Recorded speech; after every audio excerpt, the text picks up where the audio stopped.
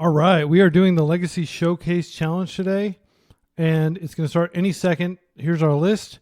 We've got 22 mana sources, including 3 Lorien revealed. This is Sultai, Beanstalk. We've got our cantrips. We've got our 8 removal spells. We've got our many counter magic and stifle abilities. And then we have our 12 threats, and I do consider Beanstalk a threat. Ready to go. Quick notes. 1 carpet. This is the exact same list I've been playing. Sideboard Swamp, double Nile Spellbomb. All right, I've never done this before. Let's see how it goes. We are up against Wonder. So everybody who gets into this had to have like 40 points, I think, is how many. Wonder Pro. Okay, we'll see. Doomsday. Okay, well, I like our Doomsday matchup, but I could still screw this up. So I'm going to go good luck, have fun, and the tournament just started, so they may be a little bit late. While they're doing this, I'm going to talk just very briefly. Here's my sideboard guide. And if they are, in fact, on Doomsday, which they've been on recently, we don't actually have that many substitutions we need to make. I just pull out some of my removal spells, and I board in a Force of Negation, a Dress Down, and a Carpet of Flowers. The reason I bring in the Dress Down is because it can stop the opponent from being able to win with, I mean, it's marginal, but it's better than Fatal Push. Fatal Push doesn't really stop anything. Edict can kill. Oh, there's some people looking at this. Maybe they're participating in the challenge. Shout out to Anonymous Elephant and Anonymous Panda. While we wait for our opponent to show up. If they're used to playing Doomsday, they're used to winning quickly and getting out of there, so they may just think they have all the time in the world and it may keep us waiting. But to look at the deck again, real quick, I think 4 Hydroblast is still warranted even with Namesticker banned.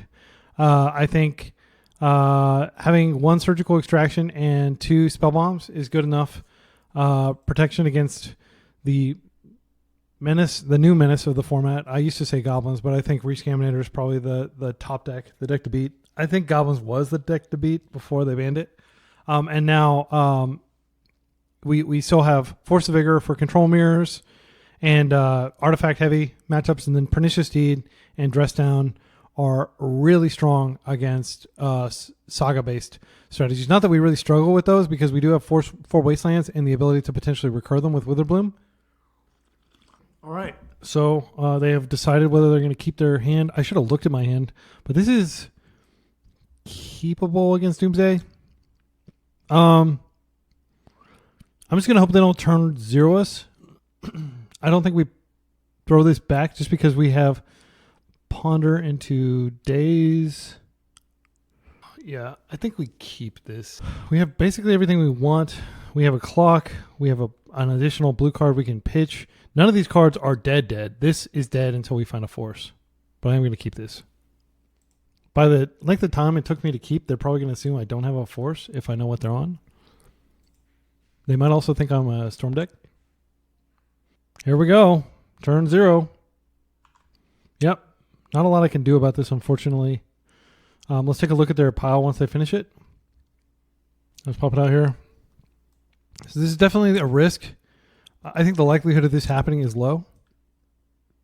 Unfortunately, our matchup doesn't really improve that much after sideboard, but if they don't see what's in our deck, we are favored because they have literally no idea what they're up against. But, I mean, if they Google me, they're going to definitely find that I play Sultai Beans because that's what I've been winning with recently. I mean, I play lots of random jank. Leyline Dowser is what I've been playing recently, so they might, but there shouldn't be any record of that on MTG Goldfish. In fact, let's just, while they're assembling this pile, since we have plenty of time, this is not going to go to time. Let's just do I'll just create this, and we can see what I come up, what people see when they go here. They're probably going to see me doing the same exact list like 3 times. Yeah. So they can rightfully confirm that this is my exact list. But if they don't look closely, they may say Beanstalk control, and they may not realize that it's a Sultai Beanstalk control. All right. So let's take a look at their hand. Let's count the forces. So they have Consider is out. They may be doing a pass the turn. Well, they're almost certainly doing a pass the turn pile. Both their Edge of Autumns are out. Street Wraith is out. So I don't think they're going to turbo through this unless I'm missing something. Lion's Eye Diamond might be, no, Lion's Eye Diamond's right here. So they have, let's take a look at their 1, 2, 3, 4. They've got all 4 of those. They have all 3 dazes. I don't think they generally play 4 dazes. So what is in their deck? I bet you it is fetch lands. And probably, I don't see the, it's interesting they have a main deck landline Sanctity. I'm going to go ahead and, well, I don't need to snapshot this. Okay. Just going to let them pass. So my theory as to what's in their hand is a bunch of lands. And my best draw is still probably a Wasteland. Beanstalk doesn't really do anything here. I think I do go ahead and ponder here. Any order, shuffle. These don't do what we need them to do. All right, we just got another fetch. So aside from this daze, we don't have any protection. We're not going to be able to tempo them out with Murktide. There's just not time. So they'll probably play a fetch here, and we're going to need 2 Wastelands in a row. Oh, interesting. Not a fetch. They may just be able to win here. But they played their land drop for turn. It would be really sloppy for them to not play around daze. I mean, they're just going to take the daze here. I think it's okay. I think likely they've already looked us up, so I don't think we're really concealing any information.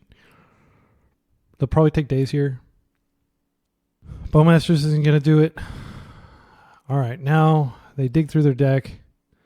We would need waste into waste, which we're not going to be able to do. I have like 0 confidence that we're going to be able to win this. This doesn't do anything. I don't see any reason not to just go with the Beanstalk. Going with the Beanstalk sees the same number of cards as Hedge Maze does. There could be some crazy situation where we draw 2 back-to-back Wastelands. Okay, we have a Stifle. If they don't win next turn, we do have some counterplay. They don't have anything in their hand. 2 cards in hand. Okay, this is the Cavern. They're probably going to go for it now. They might wait a turn. They shouldn't wait because they have 2 cards. And we have no mana. We don't have... yeah, they win. All right, that's unfortunate because if we'd had this one turn earlier... Yep. Okay. So, as we said, we're going to bring Carpet in. I think... I didn't see them playing green, did I? Let's take a look at their deck again. See if they have carpets. They don't have carpet. They have Long Goodbye. Destroy target creature or planeswalker. They have Leylines of the Void. They have Shieldreds. Okay, so I think what we do is we can take out the Murderous Cuts for sure. Oh, this is the wrong view. Okay, we're going to take out Murderous Cuts. Or, I'm sorry, Fatal Pushes. That doesn't do anything. I think I do want to bring this in. Let's see. Take another look at their deck. They don't have any Wastelands. They don't have any carpets. We don't need to worry about that. Is there any other quirk of their deck? I don't think so. So just like a bunch of hand disruption. Okay. So I don't think they're going to bring in Shieldred. But they might, actually. Just as a backup win con. So it doesn't hurt to bring some number of these in. Are there any other dead cards in the match? I would consider Witherbloom to be dead. They don't have anything to target with it in the entire deck, basically. So we can take Witherbloom out. It also doesn't help our blue count. So we do that. And then let's take a look at our sideboard guide. Just make sure that we're not missing something else. I think keeping the edicts in. Oh, we need to get a Force of Negation. Okay, so we need to cut one more card. We could probably cut Shieldred's Edict. If they juked off of this list, Shieldred's Edict is a more flexible card. And I think I take out a Dismember. And we do this. This is a no-lander. We're not keeping this. This is practically a no-lander. This sucks, by the way, because we rarely get like hands like this, but we are going to have to mulligan again. And since they're bringing in Duress, we really can't count on being able to do much in terms of counter magic. So we do want the Beanstalks for sure. Like if this were a land other than a Wasteland, I would probably keep this just... we're going to mulligan again. Okay. So this hand sucks as well. However, it sucks less bad than the other hands. So what I think we do, we probably put back 2 of these. We play out Mystic Sanctuary tapped. Do they have basics? They do. We play out the Wasteland, we spook them. So I think we keep and we put back both of the Murderous Cuts. Okay, and I'm just going to hope that they don't have turn 1 because I don't have any interaction if they do. I might as well play out the Mystic Sanctuary. It's not going to get any better here. Okay. So the old mold of 5 with no Force of Will against Doomsday. Not a good place to be, but we're definitely not mulling to 4. Spell Pierce can potentially stop things if they don't have... Okay, so blue is good. That means they're not going to turn 1 us. Okay. But the fact that they let on Island means our Wasteland probably isn't going to do much. And we okay, what I'll probably do is I'll hold the Wasteland and I'll lure and revealed for an Underground Sea. Unless I manage to draw a land that I can play. Okay, so yeah, I'm going to just lure and revealed here. Play a Underground Sea and I'll pass. Now keep in mind that this is not like a lock. They do have like a lot of things they can do here. They're getting their Brainstorm out of their hand before I can Bowmasters. I think that they have they also have a swamp in their deck, but they can't actually fetch it with that land. 1 Cavern of Souls, only 15 lands, very low land count. But again, they play like Dark Ritual and stuff like that. I have no illusions that we're going to be able to keep them off what they need to do. Okay, they're fetching. I will Spell Pierce a Doomsday here. Personal Tutor's fine. Our plan is to waste them here and then have Spell Pierce up with Daze Protection. I assume they put Dismember, or what do they put on top? Doomsday on top. We don't have a way to shuffle their deck. If we had Witherbloom Command, we could use that, but it's like a dubious use. So I don't want to go for Bowmasters here. I just want to go for that once we have Spell Pierce them with Daze Protection. So if they have a Duress or something like that here, it's going to take an extra turn. They probably assume I have Force because I mulled the 5, and why wouldn't I have Force if I looked at 3 hands? It's fine. They may be looking for some sort of hand disruption. I will Spell Pierce a Duress, since that's what they're likely to take, just to keep them from having information. Okay, they have another land. That's fine. Spell Pierce. So they went down 2 cards for this. Okay, so they're forcing. So they're going to have to build a fast pile here. And they have 9 life. So our Bowmasters get in, and they can cramp style for sure. Trying to think of what cards they could have. They'll have a bunch of like cyclers, but I think we might be able to race the cyclers.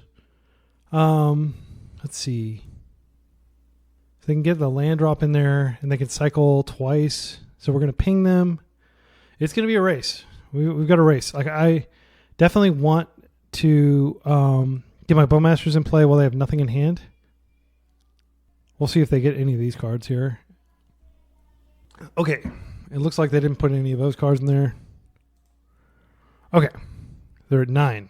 Let's take a look at their deck. So let's do a force count. 1 force, 2 force, 3 force, 4 force. Okay, let's do a days count. 1 days. They may have just boarded days out. Let's do so they have 1 Edge of Autumn, I suspect. They do not seem to have... So if they have... okay, let's check their Duresses and their Thoughtseize.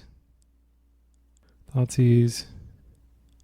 So I don't really see anything we can make any decisions based around. Consider is in here. 1 Edge of Autumn. So I'm pretty sure they are. This is going to involve them cycling. But I'm not sure if they can cycle into a win immediately with 0 cards in hand. Wasteland would be a great draw. Force doesn't really do anything here. I'm going to play this out just because. And I'm just going to main phase this. All right. So if they cannot kill me immediately, I may be able to win. They may just hold their cyclers to avoid buffing the army. Okay. That buffs the army. But it looks like we're going to lose here. Yep. Good games. Yeah, it's frustrating. But, I mean, this might be what we can expect, like, in this tournament. Like, the League Doomsday players may just be, like, vastly less good than this player. Yeah, they didn't need to get the other 2 cards. So, obviously, if we got another turn, we would have won there. Yeah, and if we'd drawn another card, we would have Force, which they didn't have the Caverns online. So they stacked it in a way that even if I had Bowmasters, they would be able to win, which seems pretty sophisticated. All right, and we just had to wait for the next round. So round time, 18 minutes, 67 of which are still in progress. So what probably happened is a lot of these 65. Okay, so a lot of these people were probably combo players, and yeah, I don't even know if we can still top 8 with a loss with 187 players. Balgancia and Boba won theirs. Let's see, Empiricism won. Lands really quick. Lands win. So I guess the good news is we're unlikely to fight against those people. Ikata is a very experienced Death Shadow pilot, probably playing Rescaminator though. I would like to respond. Lost theirs. I had a great match with them the other day. It was a Leyline Dowser mirror. They were on Leyline Dowser High Tide, and I was on Leyline Dowser Jeskai. Pink Ranger. I don't know who that is, but it's a cool name. Easy Money Marksman, famous player of Scam. And they have lost. So I'm not the only person that lost. Obviously, I'm not going to be the only person that lost, but it sucks that I lost so quickly. And Karaz, how did they get a 1-1 already? Oh, this is just games. It's just games. So actually, yeah, like everybody else is still playing. Am I the only person whose matches ended? Yeah, I think so. Okay. So yeah, again, I'm still getting used to the user interface. Here because I've never done this before, but it looks like a lot of the games are in progress. As far as I can tell, there's no way to like jump in and watch them, which would be cool, but I can also understand why that wouldn't show tiebreakers. Yeah, 0%. That's kind of convenient. Show past rounds. Oh, okay. Why not just show these? Yeah, record 0-1. Yeah. So technically, I am the worst ranked player in the entire tournament of 187 players currently. That is something to write home about. All right, we're back for round 2 against Connor M424. Connor M426. Probably on Beanstalk. They played Beanstalk in previous challenges. They're doing the Yorian version. Yorian check. And they're playing some Bowmasters. They're playing Endurance, which might matter. Triumph. Eagles of the North, which is like another cycler. Playing a main deck Hydroblast. I doubt they're playing that right now. 4th Aerolingus to look out for. Life from the Loam. They probably play 2 Wastelands. 1 Wasteland. Okay. So I think this is a typical like squeeze their mana. This hand doesn't squeeze their mana, but it does have good cards in it. And we want to get Beanstalk Supremacy and Orcish Bowmaster Supremacy. I think this hand does a good job of doing that. I'm going to keep it. So they are ahead on clock, being faster to keep their keep. But we use that time to establish what they're playing. They have 2 carpets, most likely, which we do want to look out for. They don't play Days, I don't think.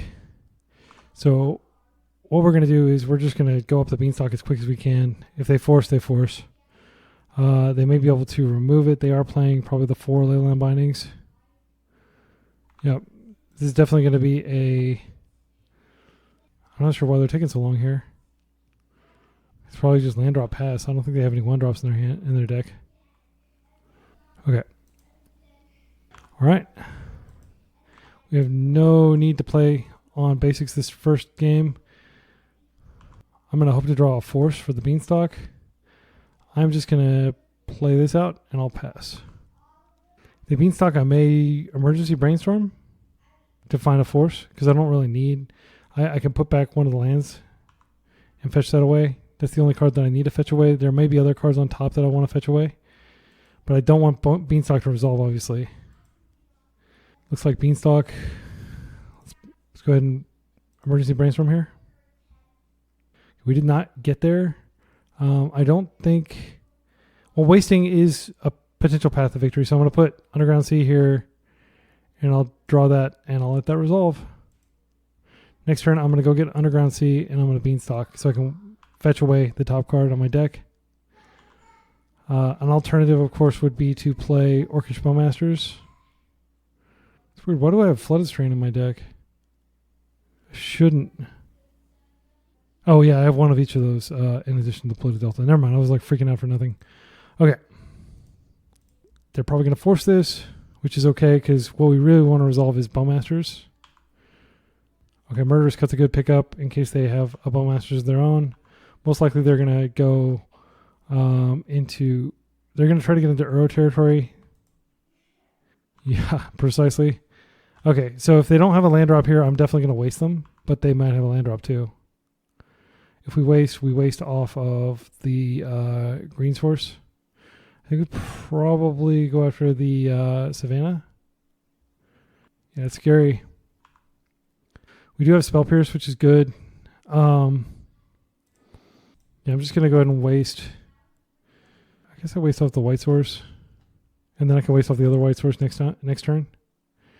And I'm just going to pass with Spell Pierce and Bowmasters up. And then soon we're going to try to resolve. Okay, so they have it.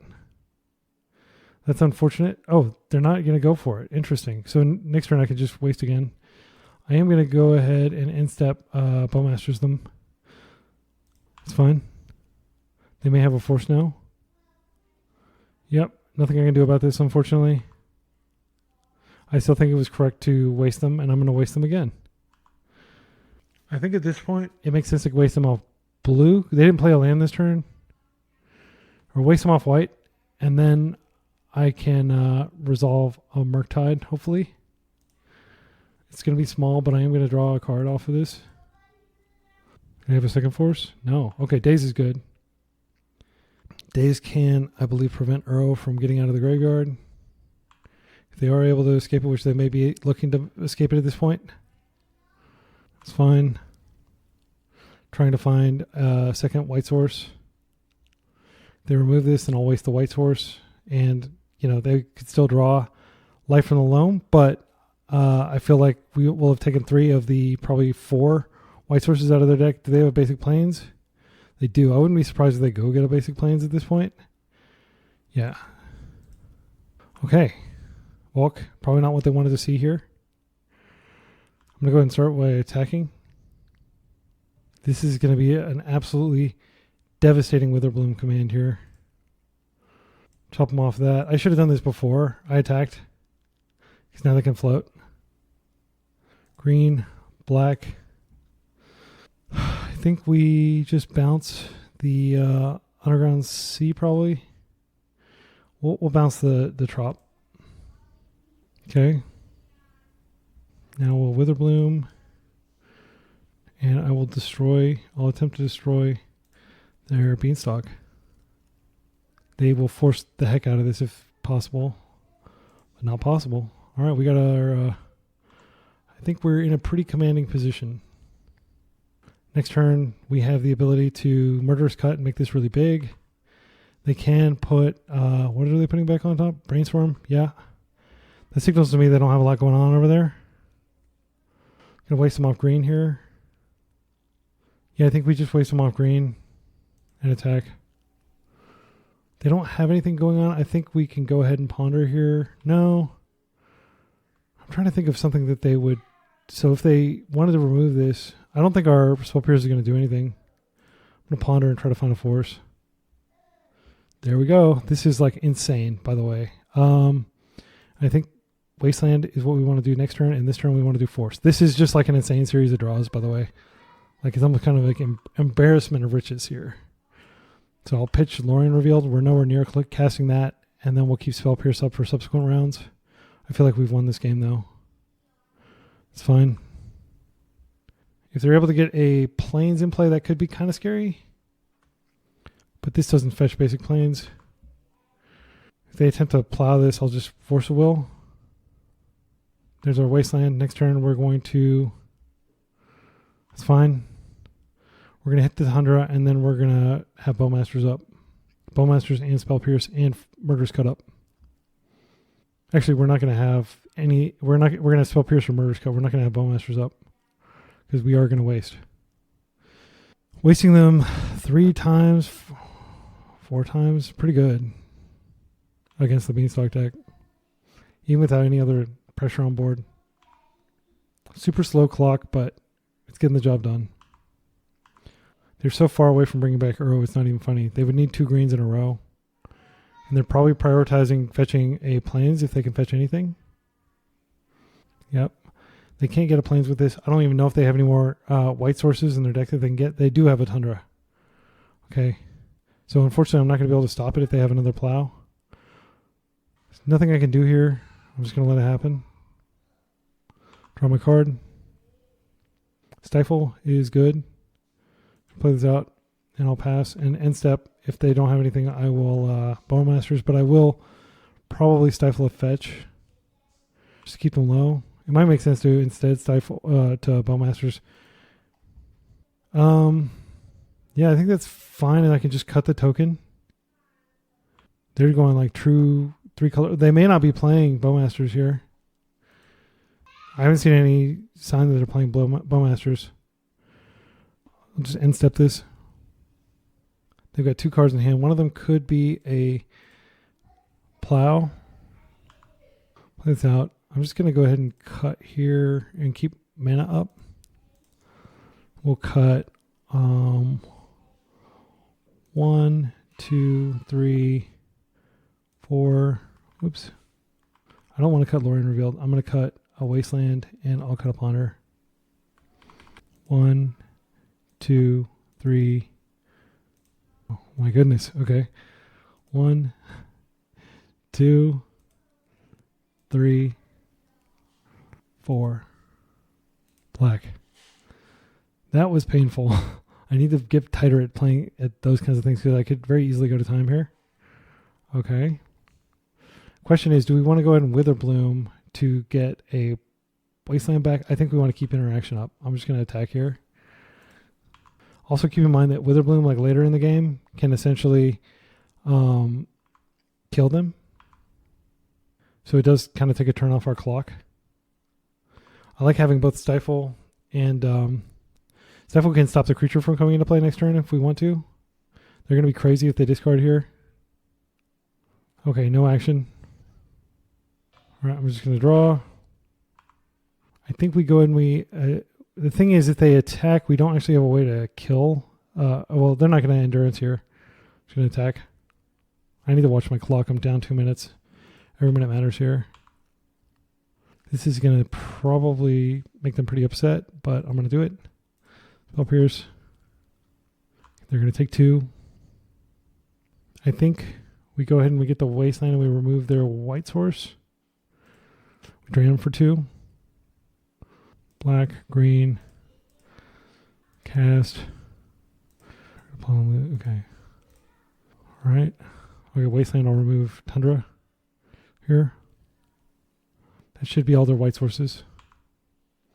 Now, I do have to stop this token, which technically blocks.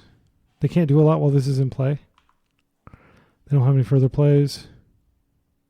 So what I'm going to do here, I think I'm just going to brainstorm and try to find removal. We have removal next turn. Oh, we can just put Witherbloom command on top, and then that's a guaranteed way to kill them without having to attack. Okay, they conceded. Okay, so we're going to have to play fast. In matchups like this, Force of Vigor definitely comes in. We saw that I'm going to assume they have some number of... we'll take that out. We did see some like hydroblastable stuff, but I don't think that's where we want to go. In terms of... We didn't see Triumph. Do we want to respect it? I don't think we do. So we'll pull these. I want to keep all my tempo stuff just because it does work. Children's Edict is kind of meh. I mean, it deals with if they do have like a planeswalker that they board in. We've got to pull some stuff out though. These are definitely like shoe-ins. So I removed this. So we need 2 more cuts. I think on the draw we can pull 1 days. Maybe 2 days is. Just keep 1 days in. Dress down doesn't really stop very much stuff. I think we just go back with this. All right, on the draw. Can we beat this 4-color menace with red cards? This hand has a lot of going for it. It has Force blue card. It has Beanstalk. I think what we do is we probably start with Carpet. And then, assuming Carpet resolves, we can get an Alice Spellbomb out and make efficient use of our mana. All right, that's what we wanted to see. Yeah, that's fine. So I will force to get Carpet through because I do need mana. They do play 1 or more Wastelands in their deck, most likely. All right. Green Carpet. They're probably going to force. Maybe they don't force. Since I drew Spell Pierce, I'm going to pitch the Spell Pierce instead of the Murktide. Okay, it resolves. Yes. Blue. Play that out and pass. All right. They have more cards in hand, but look at our board now. We've got answers to Uro. We're going to be able to ramp up to Beanstalk next turn. They're probably looking for a Prismatic Ending, which I'm not even sure if they play Prismatic Ending. They might play it out of the board. Might be looking for a Leyline Binding for that. Okay. We got action here. Maybe a Carpet of their own. That's fine. I just won't play anything out. I will play out a Wasteland, however. Okay, good. And we have a lot of answers to their Carpet, such as Witherbloom Command. I'm going to use the ability. I'm going to add, I think I just add green here, and I get my Beanstalk online. There are 3 cards. I'm at 4. They're at 1 card. Unfortunately, that doesn't go in my graveyard, does it? So I'm just going to hold. And next turn, I'm going to start putting out Sorcery Speed Orcish Bowmasters. If I need to nuke their graveyard, I can use the black from this to do that.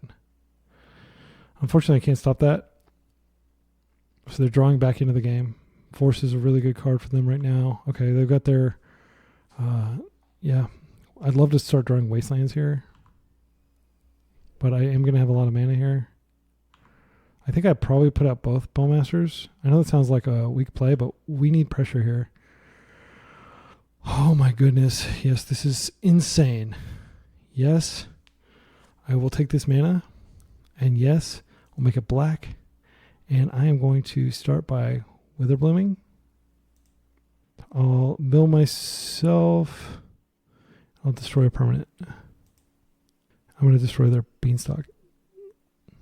This is going to fuel the Murktide next turn. I'm going to respond. I'll ping them. This Veil is going to resolve, unfortunately, but we are going to still... so this will just ping this. They get to keep their Beanstalk, but we do mill some cards. We don't get a land. I think we just pass. Next turn we do have Murktide. Not that Murktide is good here because they have the potential to draw like a Terminus. I'm not sure if they play Terminus. Let's see, 2 Terminuses in their 80 cards. Let's see what they play here. I do think Murktide is better than playing my second Bowmasters. I like the idea of holding a Bowmasters. Yorion goes to hand. Okay. It's not like a particularly strong play, but they could have Force in hand. Maybe that's why they're doing that. I think we do this and we just make a moderate sized one. I'll just do it after combat. I'm not going to get them with Bowmasters. No, it makes sense to make the Murktide here, but I'm going to do it after combat. If they have a plow, they'll probably use it here. Maybe they won't. That would be actually better if they don't. And I'm just going to use it now. I'll make a bunch of blue.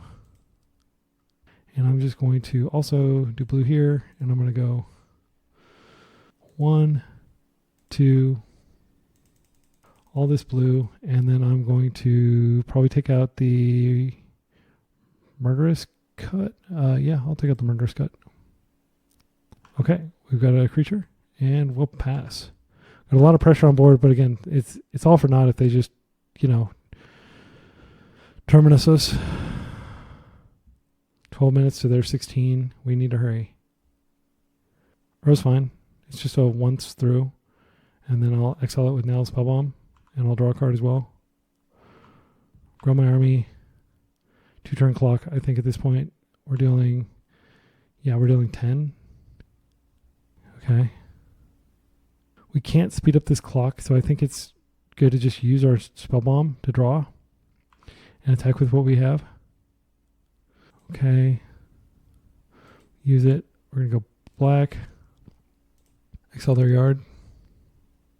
Yes. We win. Good games. All right. They took off before I could say good games, but that went extremely well. That is what the Bug Beans matchup is supposed to be like. Just completely disassembling their mana, threatening them with Witherbloom command, all that stuff. So I'll see you in the next round. We're back for round 3. We're against somebody named Wiltron92. We are 1-1 currently in the Showcase Legacy Challenge. Wiltron92. Like Voltron. Jund Saga. Interesting. This is not Legacy. Okay, I have no idea what they're going to be playing here. The last time they played Legacy was Sultai Depths.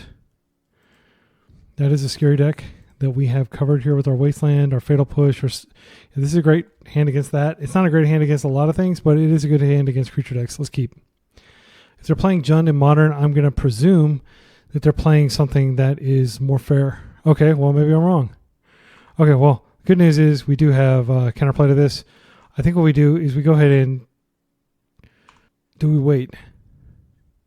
If we wait, we can guarantee we can get rid of this. We can also not get wasted here, which is nice. I think we just wait a turn. And if a better target manifests itself, we can push that. Like, I'd much rather push a... Yeah, so I think if we just take a turn to play slowly here, they're going to attempt to aggressively flip this, which is okay. We're going to take 3 damage instead of 2, and then we're going to get rid of it. So our curve is Fatal Push on this threat and Orcish Bowmasters on the subsequent threat. Wow, they did that and they didn't flip it? That's weird. Wait, did they do that during their... Okay. All right. Definitely tempting to go for the Bowmasters, but I do think that that's wrong. I think we should just push it.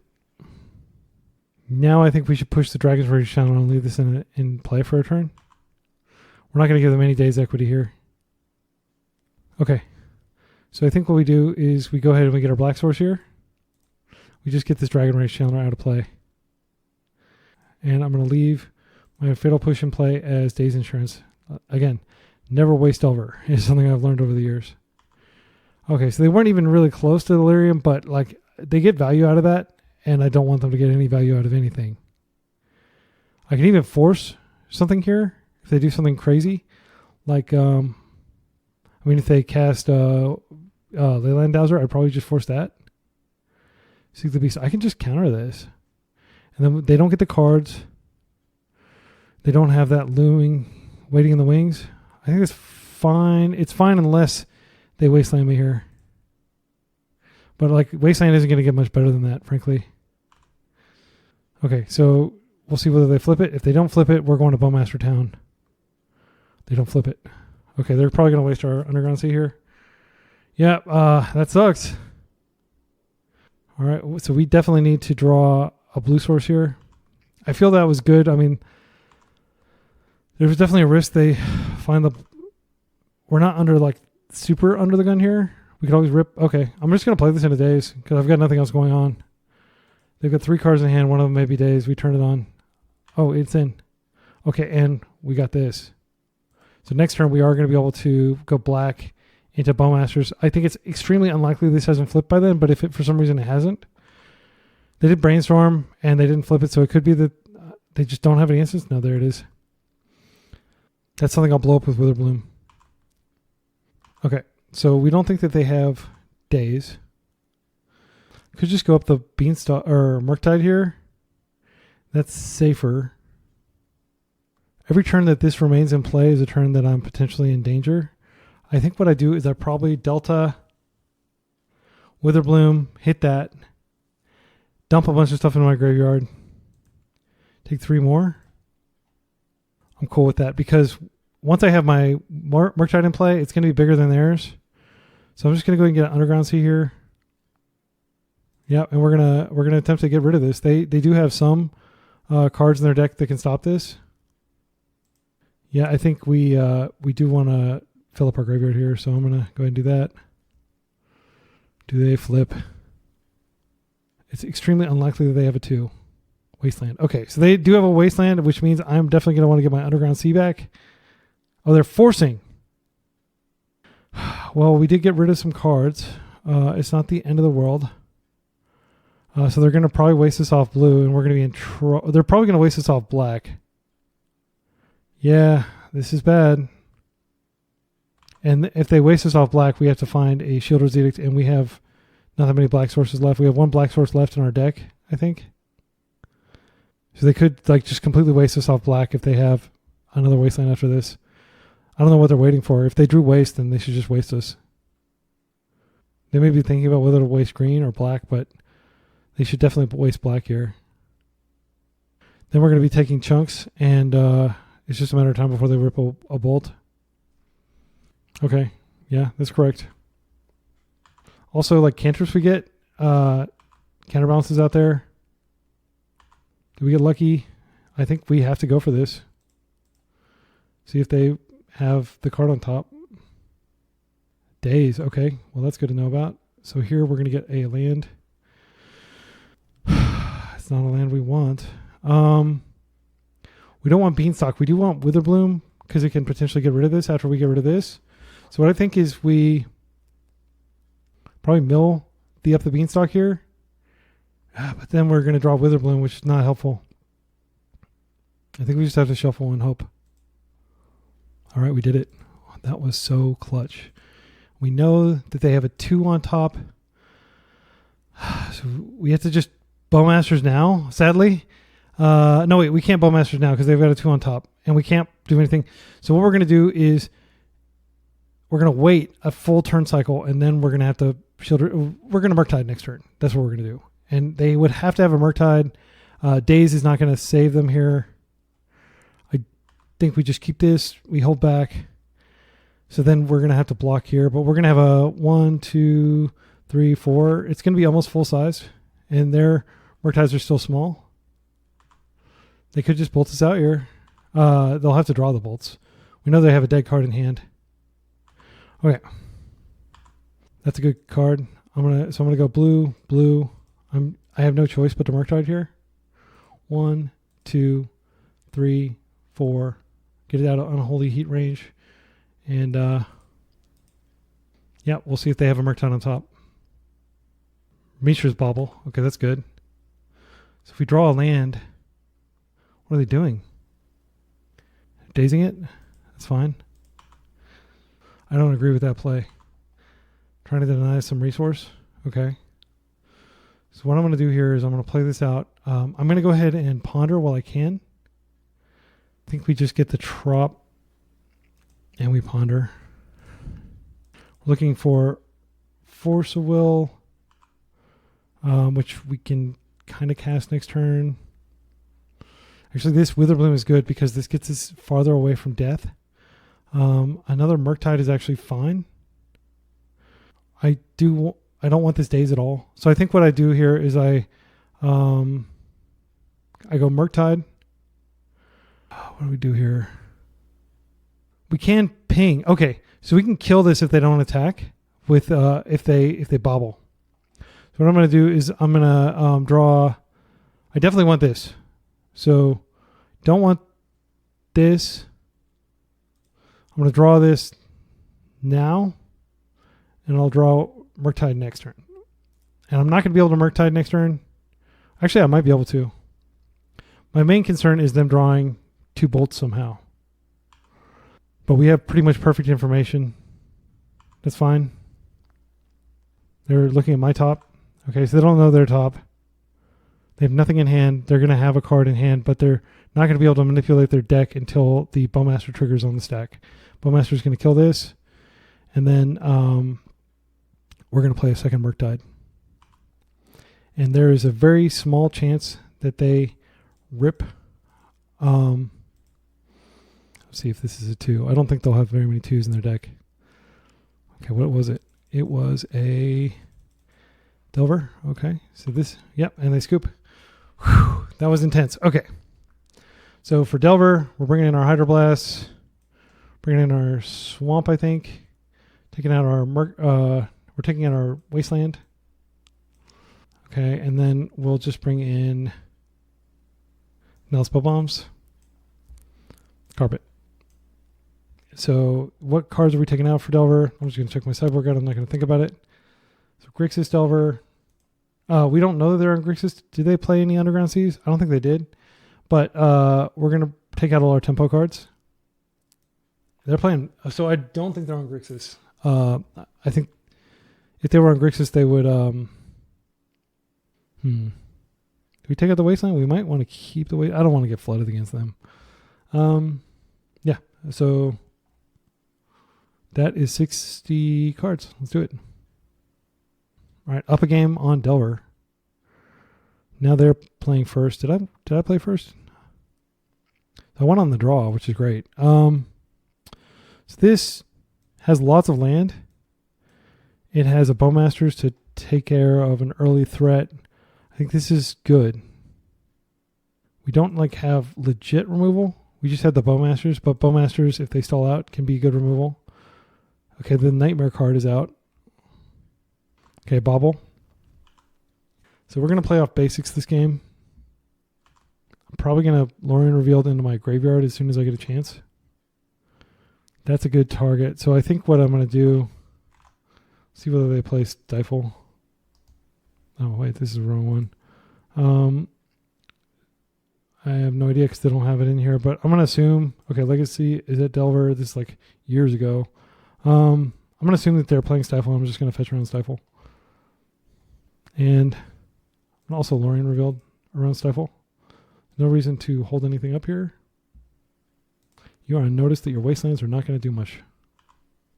We'll see if they can ramp this up to 3 power here.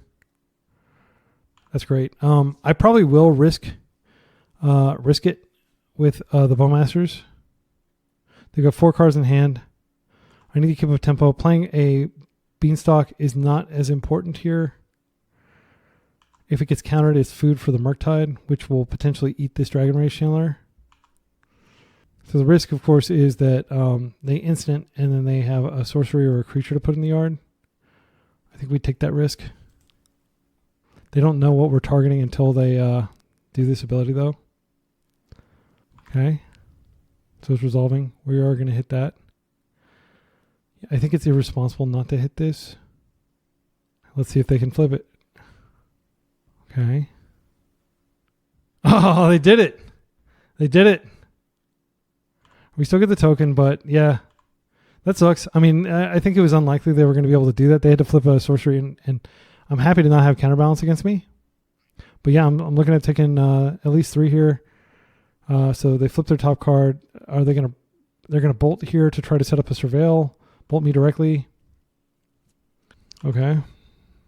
So they're super duper delirious now, and they're probably going to flip this and hit me for 6. Okay. So what we need to do next turn is, we don't think they have daze, or they would have dazed this. So I think we fetch and then we Murktide. And we just have a 4/4 Murktide, but it can still potentially eat that. I don't think they're aggressively keeping dazes. I think I'm just going to play the Murktide in the daze rather than Beanstalk, because there's just not a turn. There's not time to take a turn off. And if they have a force, they have a force. So I could go ahead and Lorien instead of a land. I think that's better because we save life. Go get a Trop. So it'll be a 5/5, which probably doesn't matter. Oh, I screwed up. Okay. So what I needed to do. Yeah, I'm so dead. I think there's a 0 chance that I win. They bolted me twice. They may daze this. They may bolt me in response. I'm not sure what they're going to do. But I screwed up. I needed to fetch here. And had I fetched, I would have been able to play the Murktide. But since I didn't fetch, I can't play the Murktide. Embarrassing. Super duper embarrassing. I just was like, oh, I can go get an extra thing. I didn't do the math correctly. I originally did. I was like, I'll fetch. And then I drew the Lorien and it threw me off. Yeah. It would have been dazed anyway. So I guess in a sense, it's like better that I didn't do it. Because now... So next turn, essentially, I have to fetch down a 2. I might as well attack here. All their threats are evasive. Yep. They're just filling up that yard, trying to find a lightning bolt. Spell Pierces in their deck. Okay. Still digging for a lightning bolt. They are like 20 cards in their deck. They've shown 2 lightning bolts. They might have chain lightning in there. So I have to do 2 things next turn. I have to put a blocker up, and I have to remove one of their creatures. If they did the bolt, yeah, concede game. Chain lightning. Okay. So that was a punt, even though it would have been punished anyway. I like it. We actually ended up better off having punted that way, because if it had gotten in, we could have drawn a card off. Murktide increased our likelihood of drawing another card, and it was going to get dazed anyway. Do we change anything on the draw or on the play? I don't think we do. I think we still stick to the plan of removing their threats. We have lots of removal for their threats. See if we can manage them. This matchup is a tough one. Like, this is a keep. We've got the ability to go get a basic island. We have turn 2 Beanstalk. We've got Force for cards. Yeah, and I can even play the Force Protected. Days Protected. So I'm going to play this out, and end step, I'm going to go Lorien Revealed. But I want to have mana in case I need to force. I will force Dragon Rage Channeler, probably. I'm not going to force that, obviously. Well, I shouldn't say obviously, because there might be some situations, but like it's been many years since I've forced a turn 1 Ponder. All right. So I'm going to go ahead and cycle this, and we're going to get... I think we get an Underground Sea, and just... Do we play into the possibility of them having... we don't technically need it, but we do want to have removal colors. Yeah, I think I get this now. We commit to the non-basic line for now. That's pretty good. We're going to go up the Beanstalk first. The next turn, regardless of what happens, we're going to have the ability to ponder. If they bounce, that's fine. Yeah, that's fine. I'm not going to fight over this. This isn't important. What's important is having lands on the table and being able to Murktide before they can. Or have a bigger Murktide than they can, rather. Okay, no play. Could mean they have Spell Pierce. Think if they have Spell Pierce up, like that's the only card I could see them keeping up. Maybe like a Pyroblast. I don't mind terribly if Witherbloom Command gets countered. It fills up our graveyard. And it drains its life, which we need all the life we can get. If they Spell Pierce it, it's not the end of the world. All right, that's good. All right, and yeah, we got a land. We didn't need a land necessarily. I think what we do is we probably keep Force of Will for Pyroblast on our Murktide. But trying to tempo them out is going to be a mistake here. They already have 3 card types. I think we count on the power of Murktide resolving to deliver us from this. Okay, so they're already getting value. They're going to be delirious. If we Murktide, we're going to have a 7/7, which is pretty good. Okay. So they saw our top card, I believe. Did they see our top card? Yeah, there's no reason they would look at their own top card because they can look at it with the Dragon Rage Chandler. We got 12 minutes on the clock. I'm not too worried that the game's going to last that long. I am worried about having too many non-basics. Pyroblast or Hydroblast would be a really good pickup here. I think we go ahead and play this out. Then we just make a big Murktide. Yeah, I don't think it's correct to waste them here. I shouldn't have played this out because it could be a lot of other things, but I'm just going to commit to the line of making a big Murktide with lots of days protection up because they could double days. Definitely forced to protect this here. It's fine. They're going to get a little more value out of this Dragon Rage Chandler. If they can find their own Murktide, they can keep their Dragon Rage Chandler from crashing into it. All right, it's in. It looks like. And so if we ponder, we run the risk of them double. They could waste, and then they could go to the next, step. I think it's proper to just keep our cantrips in our hand here. In an absolute emergency situation, like they just straight up Pyroblast here. So I am going to be pitching Force of Will. I'll let that trigger resolve. We're going to pitch this so we can keep Brainstorm up in case of an emergency here. All right. If they go to attacks, we probably won. Probably going to Murktide, and 1, 2, 3, 4. It's going to be as big as ours if they Murktide. If they Murktide, I will Brainstorm to see if I can find a Force. They are up so many cards on us, it's not even funny. Okay. 5 cards entered the exile zone. I'm going to Brainstorm here. Can we find a Force? We cannot. Okay, so we can ping this to death next turn. They're going to be tapped out, and then we can just stand here. We can actually go fetch and put a Force of Will on top of our deck. That's probably the best thing to do. So I think, yeah, we'll just do this. We're really exposing ourselves to back to basics here, though. They don't have to attack us. I don't think they can do anything to save this. They could daze, and they would be back up to 4 types. Okay. I think we go ahead and play this out, and we just wait. We know our top card is not what we want. Actually, I think if we race, we can kill them in 2 swings, and they'll be forced to keep it back. Yep, and I'm just going to go ahead and get my Mystic Sanctuary. Put a Force of Will on top, which I'll be able to hardcast. I probably should have done that after blocks were declared, just in case they somehow missed the fact that I could do that. I feel pretty good right now.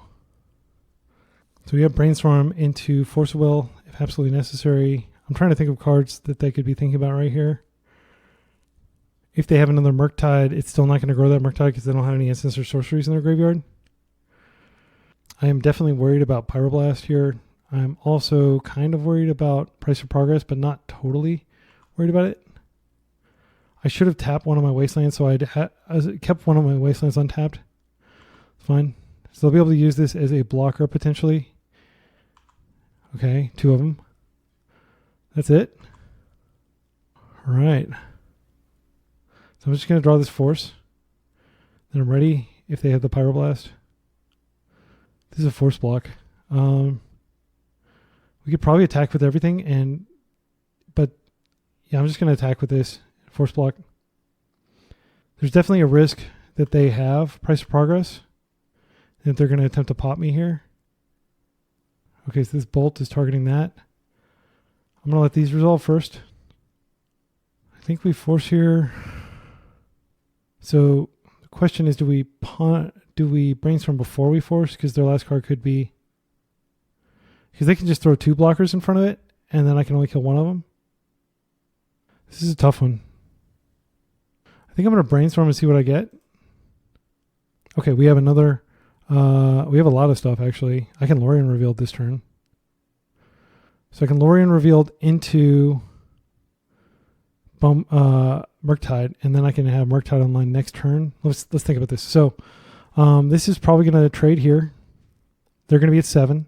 These are going to be ready to attack in, but they're not going to be able to attack in because I'm going to go green, and then I guess I can just do another cycle Lorien Revealed, Murktide.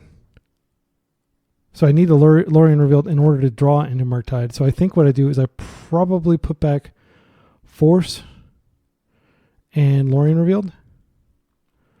That seems kind of scary, but we're definitely going to want to play a Murktide this turn to continue applying pressure here. That's fine. Happy to have the bolt going to my Murktide instead of me. I think they just block here and trade. That's fine. Carpet. Oh, I can't add it this turn because it's already my post-combat step. I think what we do is we just have to play it this way. They have days. I am totally screwed. They're going to hit me for 6. They're going to potentially pop me. 6, 1, 2, 3, 4, 5. Yeah, that was a punt. I didn't think about this. It's online for next turn, though. I think we could waste to limit their options. I don't know if that does anything. It stops them from being able to cantrip and cast a Murktide next turn. Murktide is going to be 1, 2, 3. It's not going to be that big. I think I'm going to leave that mana out. Yeah, I think it'd be just reckless to get dazed here. It sucks, but next turn we'll be able to Lorien Revealed and Murktide. That's fine. It doesn't likely counter my Lorien Revealed. It does dig them faster toward Price of Progress, and Wasteland can just waste this to make me only take 6 from Price of Progress. Because they're going to attack for 6 here. They have to attack. Now I'm going to be able to attack for a lot, and I'm also going to be able to put a Murktide wall up. I am glad I played the carpet, though, just because if I hadn't done that... Okay, this is good that it's going toward my Bowmasters. That'll go in the graveyard. And this is very helpful for my Lorien Revealed. So we should see what card they have on top when we Lorien Revealed here. Assuming I stacked it correctly. I did. I'm just going to add blue here. We're going to attempt to draw here. If this gets countered, it does feed the Murktide. They chose not to use it. Okay, they may have a Murktide on top. So this doesn't draw us any cards. Okay, we suspect they don't have... okay, so we cut this. I think there's a decent likelihood that they have a Murktide on top. If they do, we have Murderous Cut for it, but we're not in a good position. No, we can force the murder. We can force the Murktide. Okay, I think what I'm going to do is I'm going to go ahead and do the Murktide here. Do the Murktide. I'm going to keep this up for Price of Progress. We'll go 1, 2, 3, 4. And then I'll just exile that, I guess. Blue, blue. Do you have a 7-drop on top? You do not. Okay. Now I'm going to go ahead and go to attack here. So they're going to have one card in hand. We don't know what it is. They're going to lose one of these in combat. We can cut the other one. Price of Progress kills them. This is fine. So we don't need to worry about pop. But if they did use pop to get to game 4, which I saw somebody do the other day, then we would have like basically no time on our clock. They may concede here, depending on what they find. I have Force for Pyroblast. I think this is a Force here because we've got them dead on board. If they flip something, if they flip a Force with Counterbalance, that's fine. Then I'll know that I can't cut this turn. They chose not to use it. Okay, so they know what's on top, I guess. So we did that before they got to flip with Counterbalance. I think they're dead. Whew. All right, we won. We're 2-1. Good games. Let's go to the next round. All right, we're back against Max Smith. Let's take a look and see who this guy is. Doesn't play a lot of Legacy, it doesn't look like. This hand seems serviceable. I think we keep it. We've got a mana denial plan. Okay, and we might be able to get a daze here. Or a stifle. Hide what we're playing. If in step they fetch, I'm going to fetch and stifle. I'm going to stifle here. Not sure what they're playing. I think it makes sense to go ahead and grab the Trop so we can Beanstalk next turn. If they don't waste. And I can't imagine them wasting this. They may force here. Okay. That's fine. I think it makes sense to go ahead and line up our next land. All right. We didn't get the land here. And I don't want to risk them having a second waste and us not finding a land. So yeah, I'm just going to do that, and let's hope they don't have a second wasteland. That would be catastrophic. Okay, so it looks like they're probably on Rescaminator, which we do have Force of Will to combat. They could definitely have days at this point. If we don't draw a land, even though we drew a land, I think it does make sense to waste here, just to reduce the likelihood that they're going to be able to do anything this game. What we want is a non-game. If we had drawn a green source, it would be different. Okay, so they don't have a land now. Another wasteland is good. I think we just play this out and we wait. We're not going to show them we have another wasteland just in case they go for something else. If they don't have an island, we can go in-step Bowmasters and start beating them down. I think that's what we'll do. And we're just waiting to draw green at this point. So if they had a force, they would almost certainly use that rather than discarding. Discarded an Archon. Okay, so we need to be on the lookout for... I think at this point we play this out. Yeah, I'm going to play it out. Now they are on watch. They know that they need to... yeah, I mean, we could have gotten extra damage there. I'm going to wait and see what they do here. We're almost certainly going to stifle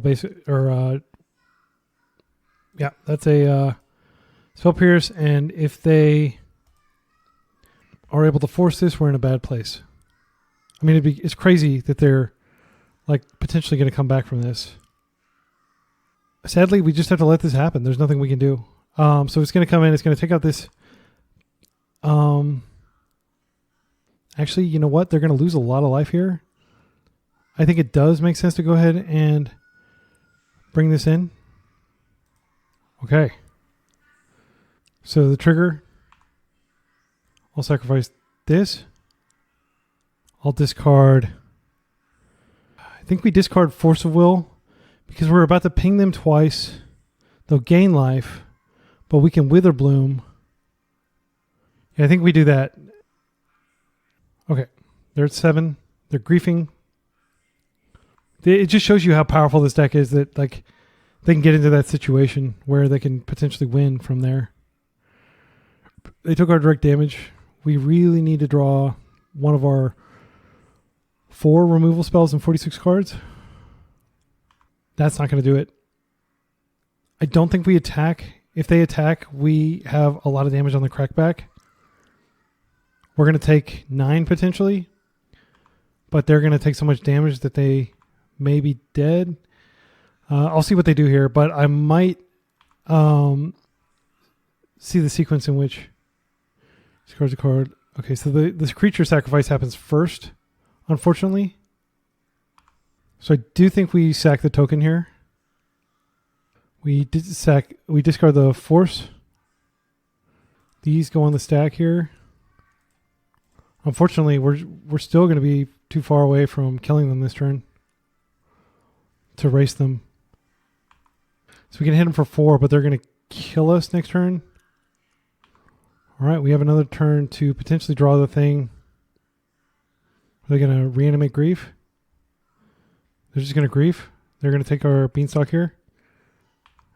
They're not even bothering getting land. They don't need land. We have to draw a Shielder's Edict or a Fatal, or like a... It's so frustrating. We were so close. Yeah, I'm going to see what we would have drawn. Yeah, that would have done it. That would have gotten us out of this because we could have sacked that and we could have traded. Yeah, it was a close game. I don't think we did anything wrong. We didn't know what they were on. We did keep them off mana, but it just goes to show that a single black mana, like they literally spent 1 black mana that entire game, I think. I don't think they actually were able to use... Yeah, they pitched... Yeah, it's crazy. All right, rescam. So I'm going to assume that they're not taking the combo out because why should they? I mean, they just showed the strength of the combo. I think we bring that in. I do think we bring this in out of respect. Bring these in. We could pull out the Fatal Pushes. We could take out the entire tempo package. Like that. Means we can keep 1 more card. Oh, wait. We're going to take out one of our Wastelands. So I think that means we can keep the Fatal Pushes in.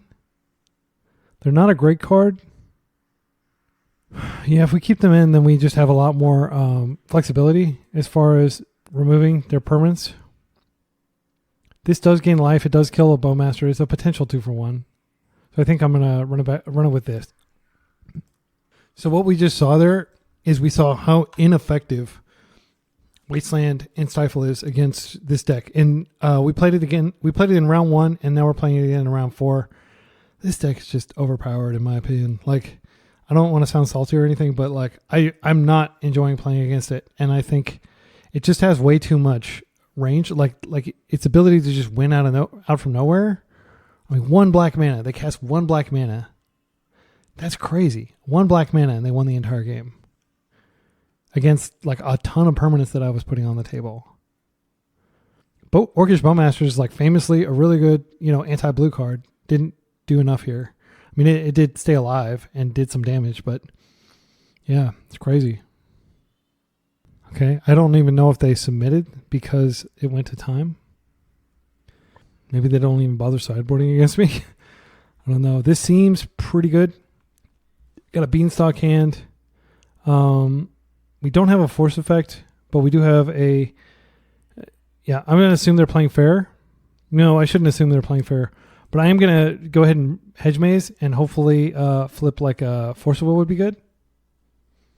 They're mulling to 5. I mean, they could just be mulling to the nuts, though. They do have to respect the fact that I play Force of Will and a lot of disruption. Let's see. This is a better than average draw. If they waste me off of green, is it going to matter? There's so much we could do with this mana but they can just not. I think we put it in the graveyard to feed the Murktide. That might seem greedy, but yeah, like playing it turn 2 just doesn't seem particularly powerful when they have swamps in their deck. They have fetches they cannot crack. Okay, so I think that likely we're looking at Entomb and Step, which I have every intention of stopping. I think we go ahead and play this out, and then we ponder for a Force or a Daze. Okay, this is great. So what I'm going to do is next turn I'll go with the Beanstalk, and then eventually I'll Murktide once I feel it's safe. Yeah, and I don't have to fetch any of this away, so I'll just take the Force now. They could scam me, which would suck. Again, you just have to like accept that you're going to get scammed. We've been disciplined and not panic mulliganed against them, against scam decks today. It's fine. They're going to be able to put back some chaff and kind of fix their mold to 5 into a better hand. That's fine. So I think next turn we go up the Beanstalk and we just hold. Then we're going to be able to go up the Beanstalk again into Murktide eventually.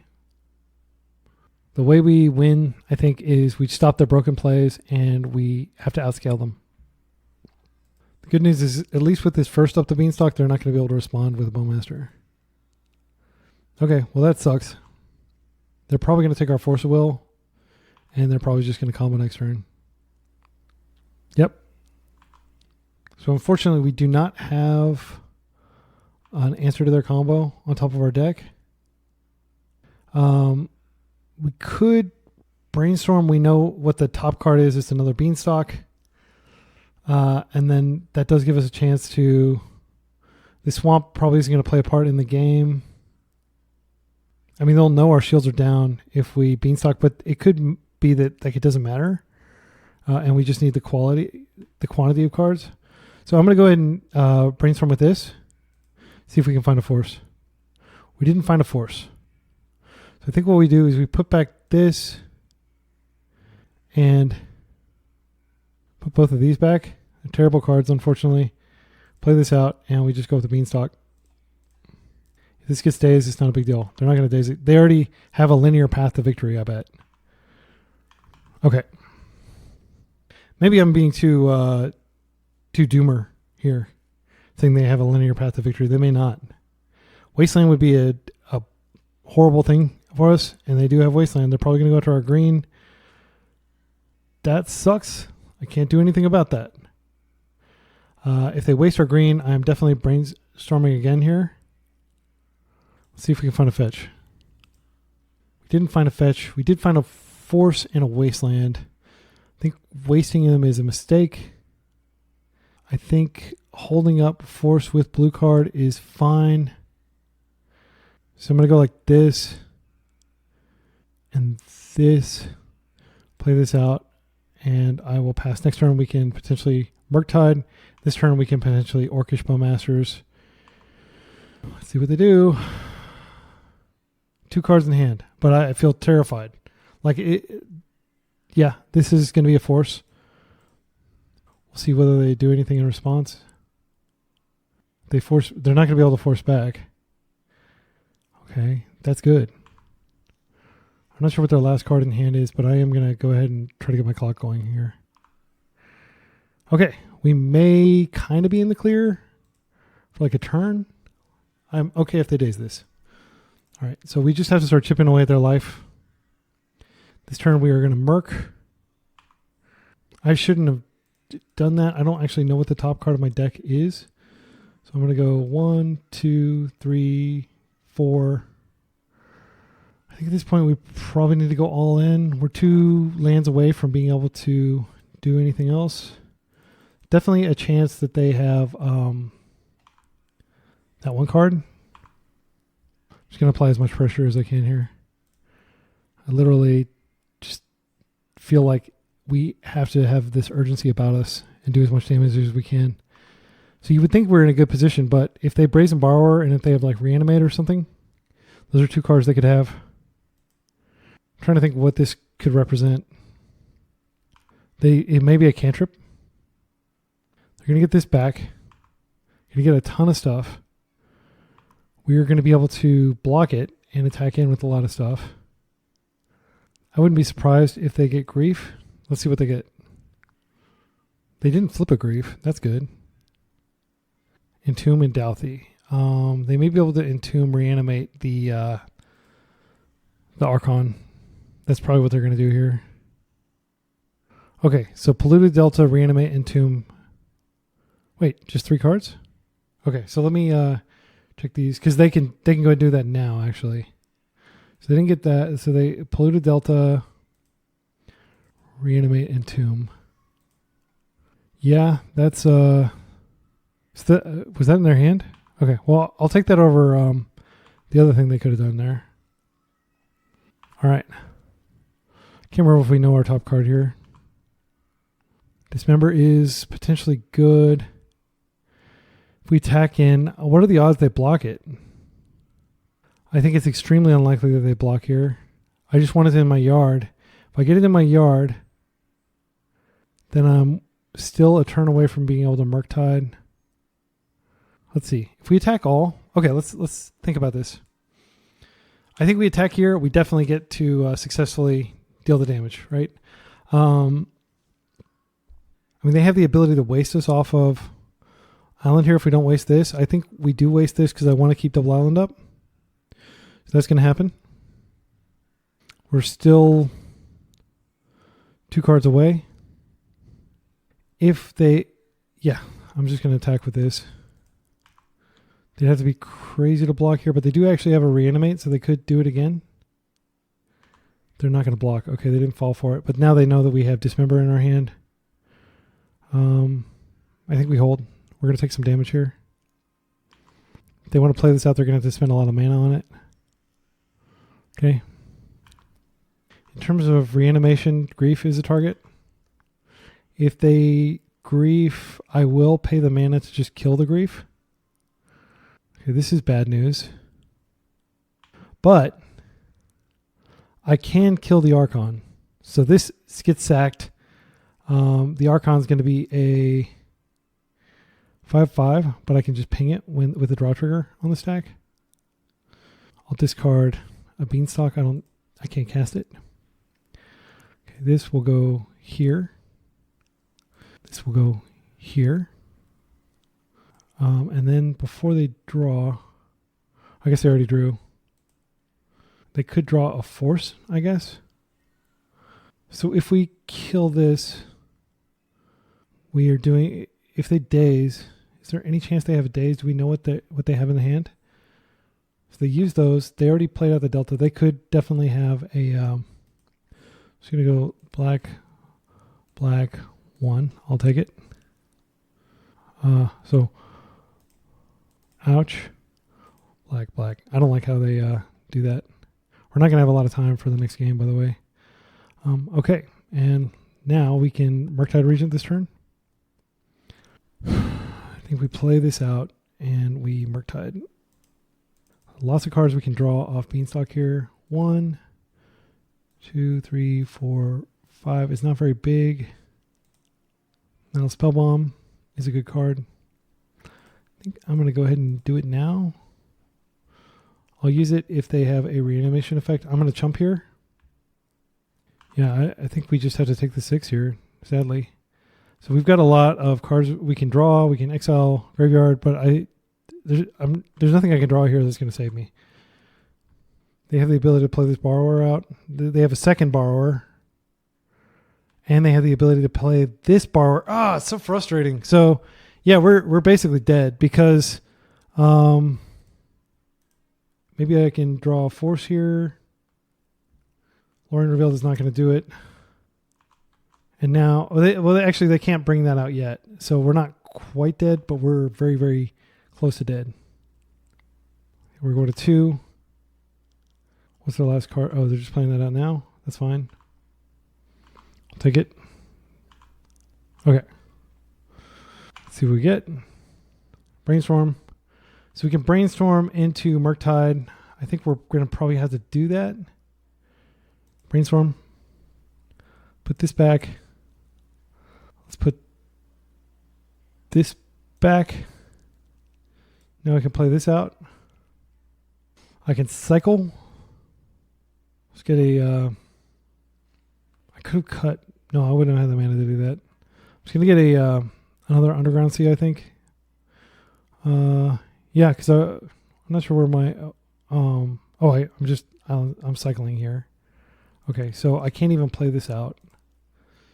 So what I can do here is I can go black, colorless, Murderous Cut on this.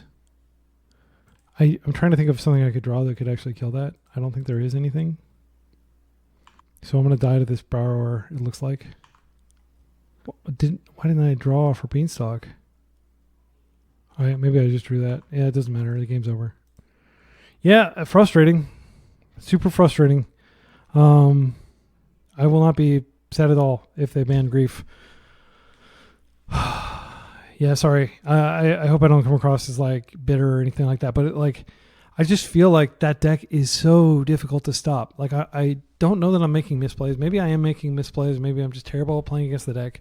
But it just attacks on so many different axes. It's like my absolute least favorite deck to play against. I'd rather play against freaking Moonstompy all day, or lands or something like that, than play against that deck. Yeah.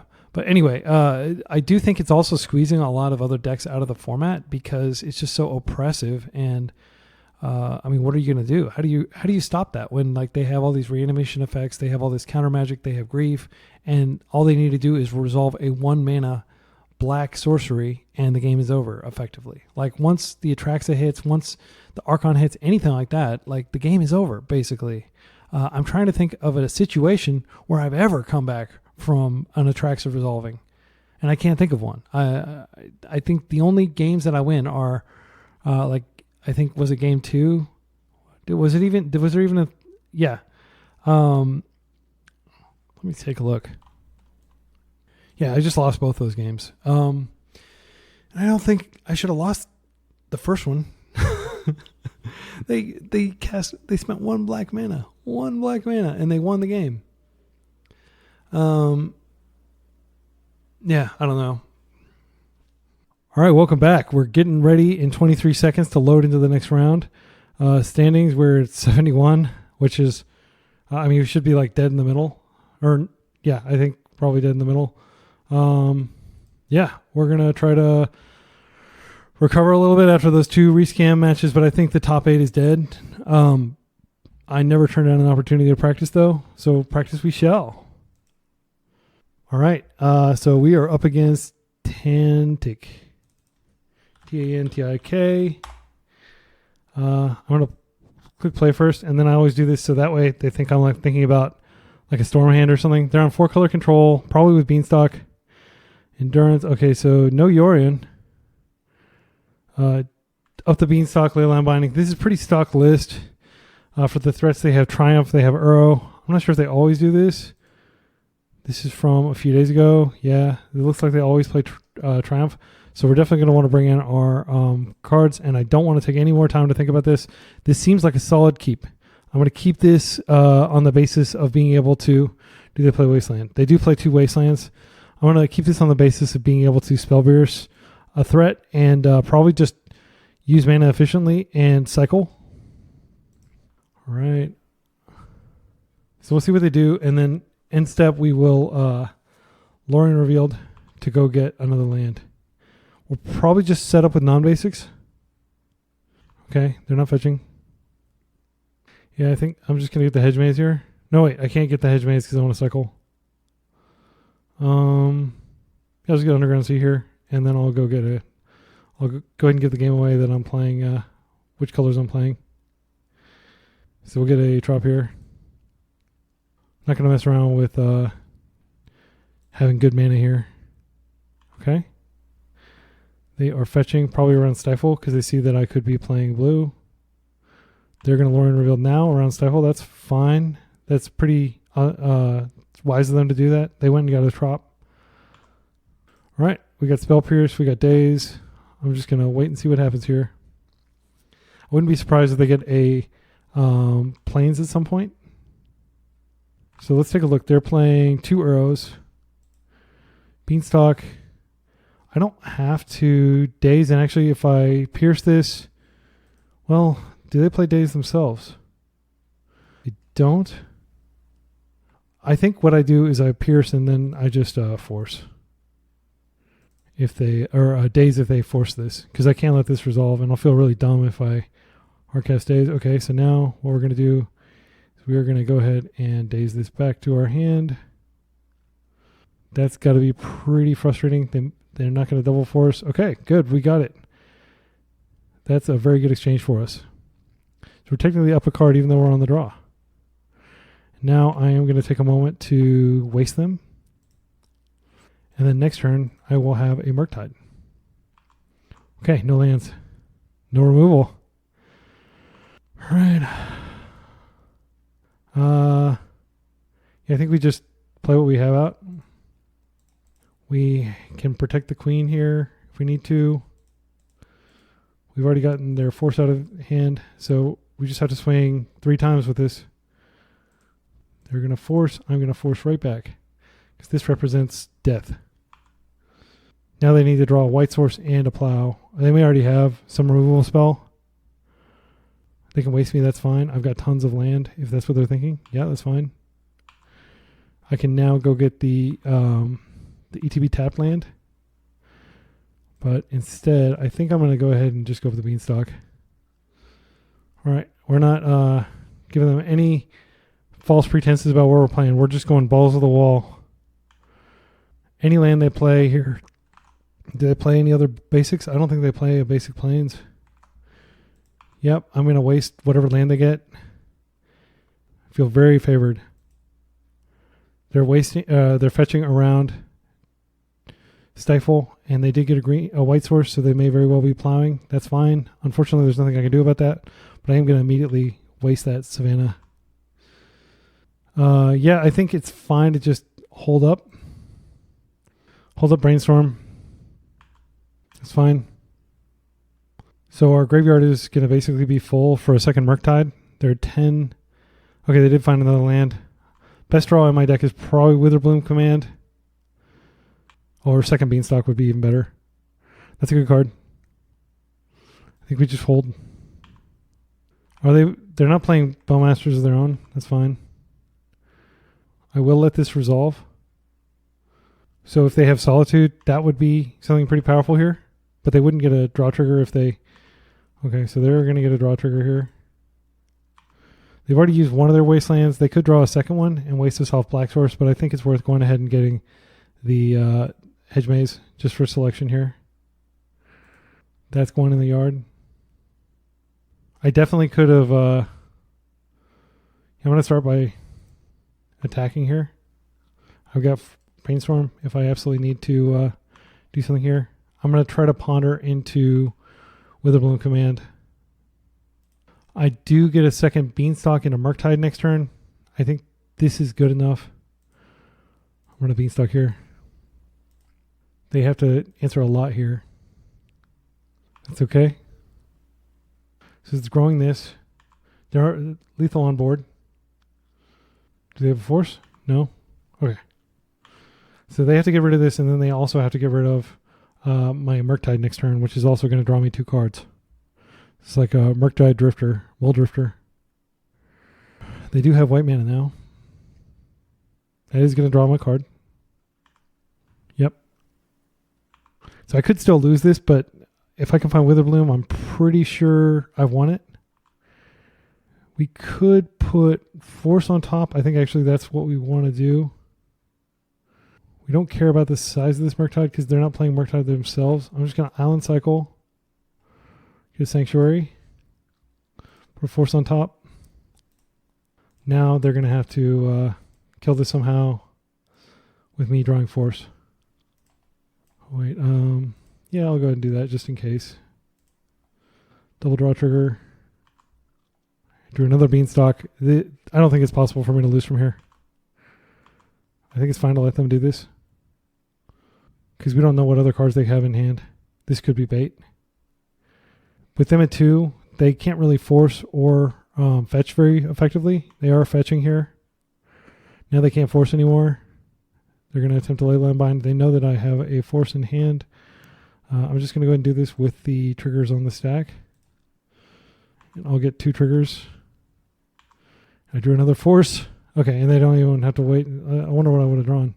Wasteland. So I wouldn't have been able to force there. I would have been able to force next turn. Okay, cool. It's what we want to happen. So we saw how powerful Carpet was in the previous game. We're taking out our Fatal Pushes.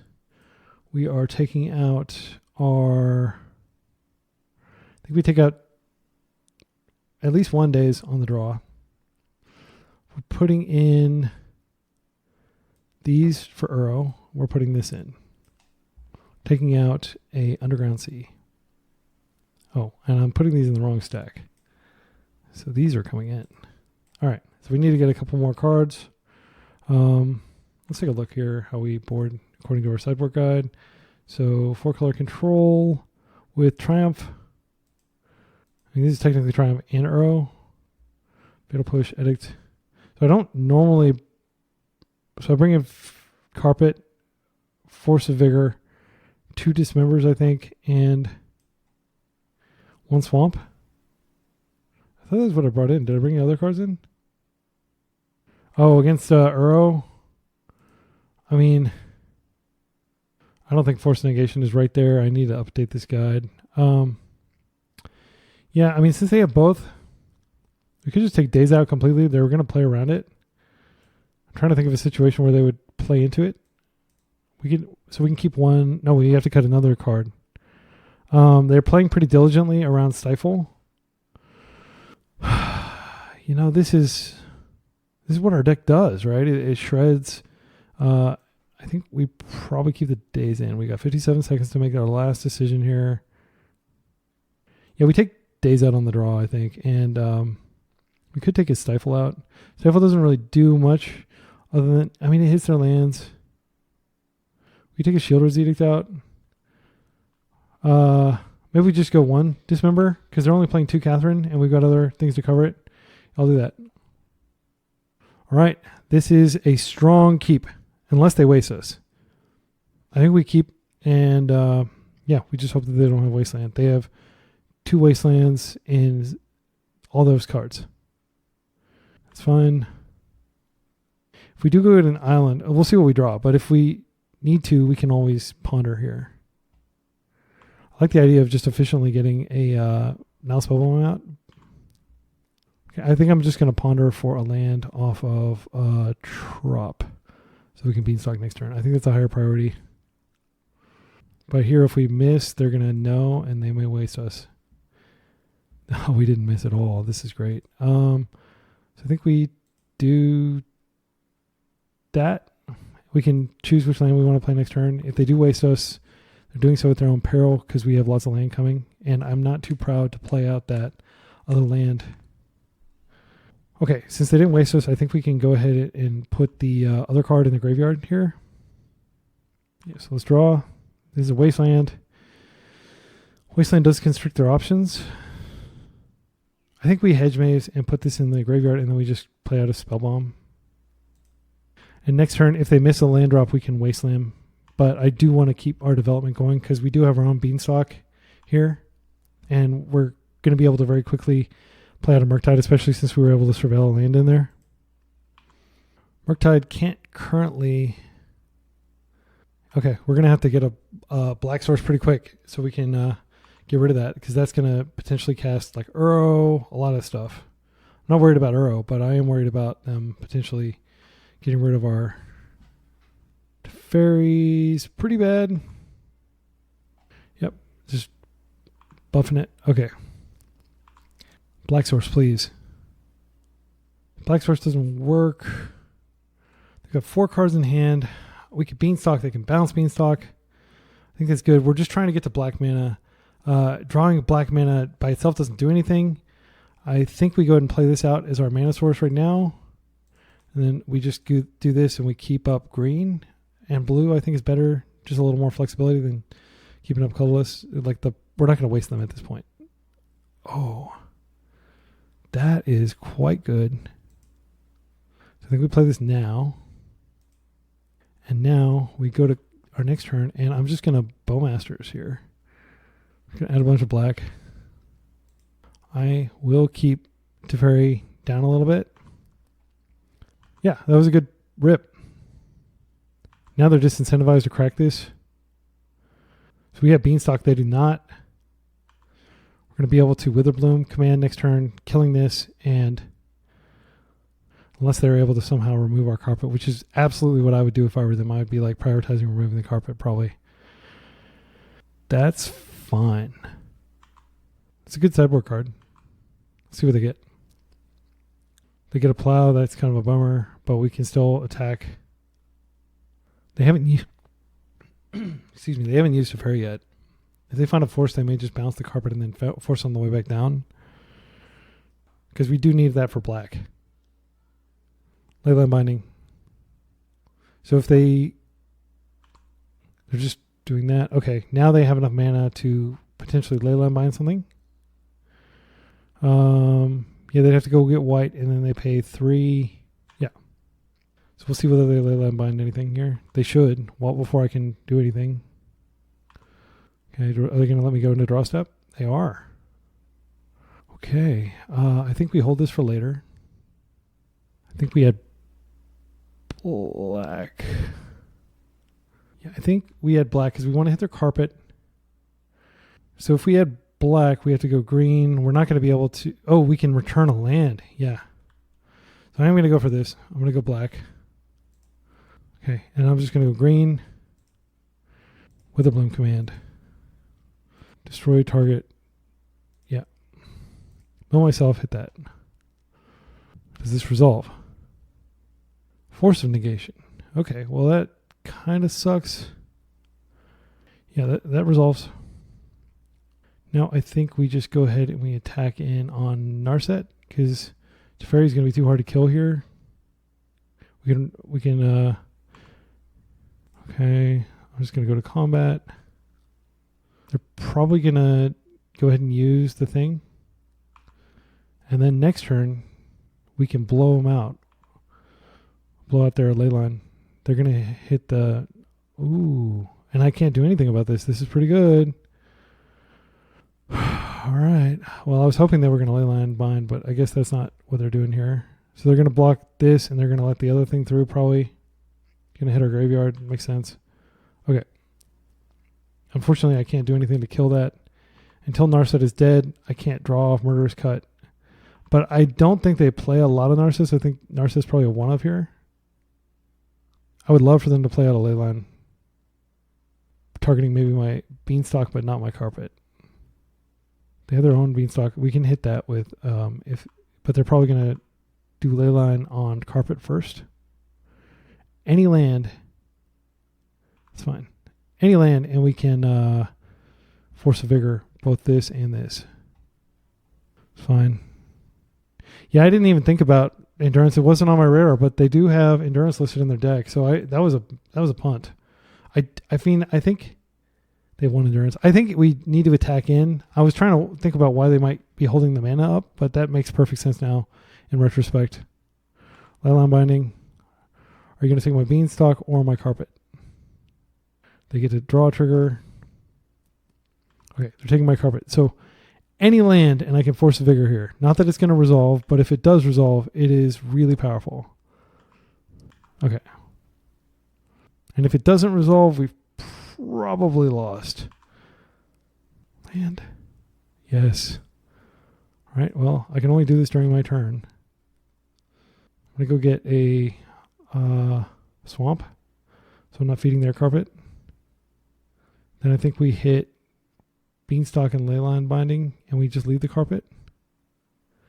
Green, green, colorless, black, Force of Vigor, Beanstalk, Leyline. If that resolves, this is huge. Okay. Let's go to post-combat. We do not have enough blue to do anything. Do we care about removing this at this point? I don't think that's what we want to spend it on. I'm going to confuse them. I'm going to add red. I'm just going to pass. I should have done that because I need to be more careful with my time. So they're not going to use this. They can add some mana, but they don't really have a lot to spend it on. I wouldn't be surprised if they had their own Force of Vigor somewhere in their deck. Yeah, that's fine. It's fine. Our best draw is probably Orcish Bowmasters at this point, because it'll make it easier for us to pressure that. Casting a Murktide Regent isn't particularly fun or useful when they have a Teferi with 4 loyalty on it, because they can just bounce it right back, and we don't even get the draw from the Beanstalk. So this Narset is definitely like a really powerful haymaker in this matchup. Okay, and they can waste one of our green, which they may be thinking about doing. I don't think they'll waste us at this point. They only have 3 cards in hand, though. That is good. But it could be that they have like a force that they can hard cast here, which I cannot stop. Okay, Wasteland doesn't do anything for us. I think we probably just have to play out the Murktide. Okay, I'm just going to add blue here, and we're going to... I've got nothing better to do. I think I'll just play this out. It's not adding to their carpet mana. I'm just going to pay like all my mana and keep my cards in my graveyard. I mean, it's so small that, you know, I'm just assuming it's going to not work. They don't have mana to both cast to... Although they do kind of have mana to both cast arrow and return arrow, and I can't interrupt it. But I do have Murderous Cut in case they do. And I overpaid my mana. They're just going to hardcast Force. That's fine. Yep, I overpaid mana. I'm aware of this now. I should have kept my Swamp untapped in case I need a Now Spell Bomb. Because I can draw on their turn. But I think I want to keep this in play because Uro is one of the ways that they lock me out of this game. So now we can do the same thing again next turn with Murktide. They waste one of my Wastelands, so that's fine. I'm trying to think of what they're worried about me taking them off of. They have Carpet, so I don't really care about their colors. Lorien Revealed would be good here from them. It's going to be bad for me if I draw it. I drew it. Yeah, I think we just add here, and I'm just going to do blue again. And I'll just pay it all out. Actually, I'm going to keep the black open so I can draw. It'll unlock... Oh, wait. It'll unlock the card in their graveyard, but I don't really care. It'll unlock the Uro if they have Uro in their hand, but I'm gonna activate Now Spellbomb end step so I can draw a card. So they should bounce this. I mean, it's just here to like threaten to kill Narset. Yeah, that's fine. I can actually just... Well, I can't do anything because it's a fairy. Adding red. Pyroblast is fine. I didn't have any illusions that was going to stick anyway. I think we're pretty dead. I am going to exile their graveyard here. Okay, so it's a dead card. If we don't get something here, we're dead. Children's Edict. Sacrifice a Planeswalker. I think we actually do this. If they sacrifice to Fairy, we can cut on their turn, but I think they'll probably sacrifice. They'll probably sacrifice to Fairy if they don't have like a force effect. Okay, now we can cut during their turn and draw a card, and we just take 3. I think that's like all we can do here. We could go ahead and cycle this. Actually, no, it's not going to do anything. All right. So upkeep step before the draw. I am going to attempt to Murderous Cut.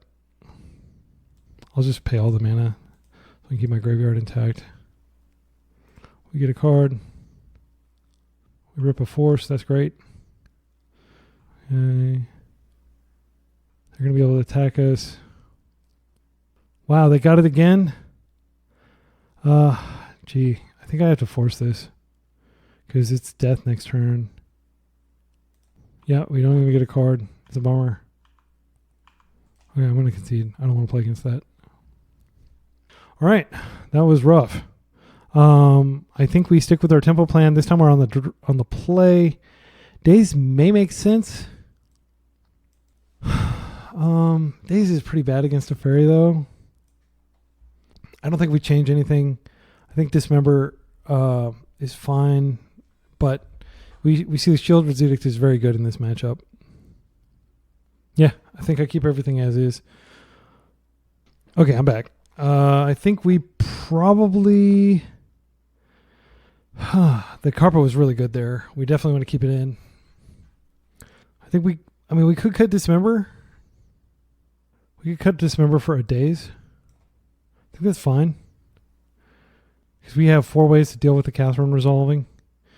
And we're primarily going to just stop them from resolving that. Okay, this is a keep. My goodness, is this a keep. So here's what we do. We start with the turn 1 Ponder. We're just going to fill up our yard. We're going to start looking for Force of Will. Well, we're looking for Beanstalk, really. Force of Will is good because it can protect us resolving our Witherbloom command. Think we go ahead and we start with Underground Sea Ponder.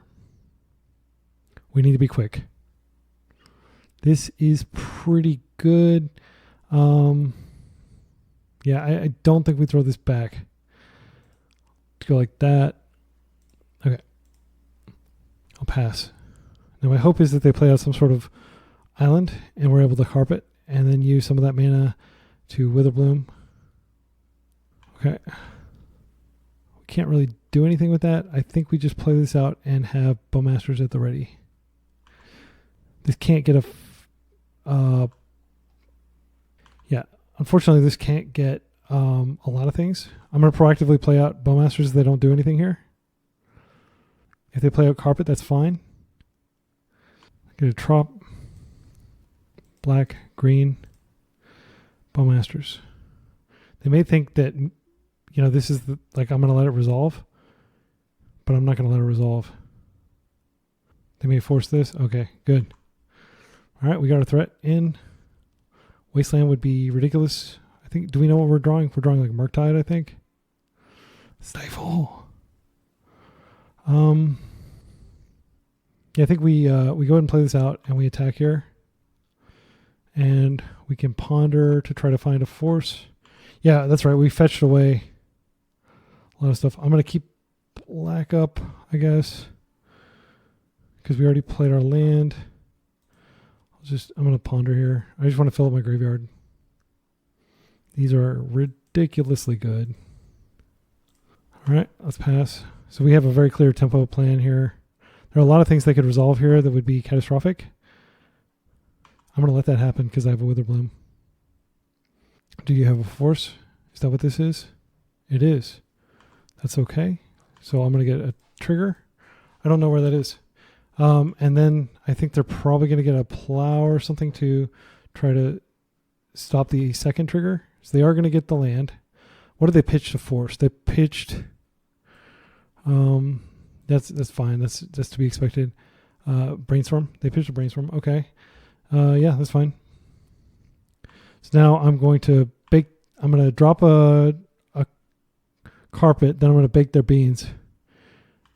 I think we go ahead and do this first. Okay. I'm going to go ahead and attack here. Oh, yeah. Actually, that's fine. Look, take it in. Yeah. Okay. So now I'm going to use this. I'm going to add green. Play this out. Waste that. They're pausing for a while. They may be thinking about, I don't know what they're thinking about, but I'm going to go for it. Destroy target non-creature, non-land permanent. Yep. Let's go to the next stage. All right. So they have 2 lands out. They could definitely like do Teferi or something like that, which would be good here.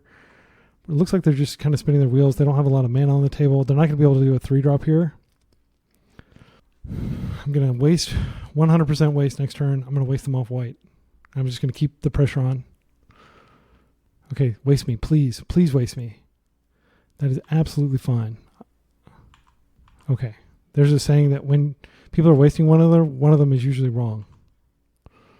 I'm just going to not use this ability until after I attack. I'm going to go ahead and play this out. They might plow this. I doubt it.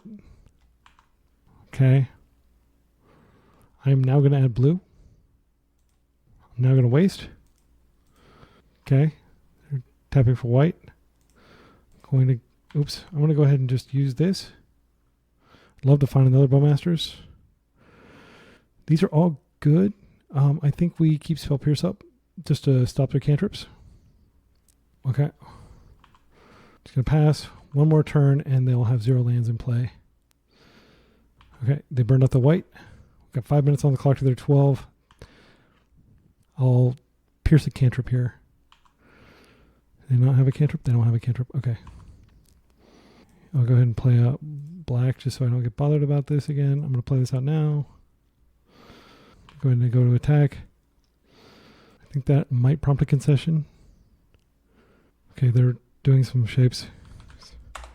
Yeah, I don't know what this means. Maybe they're just like really frustrated. But we won.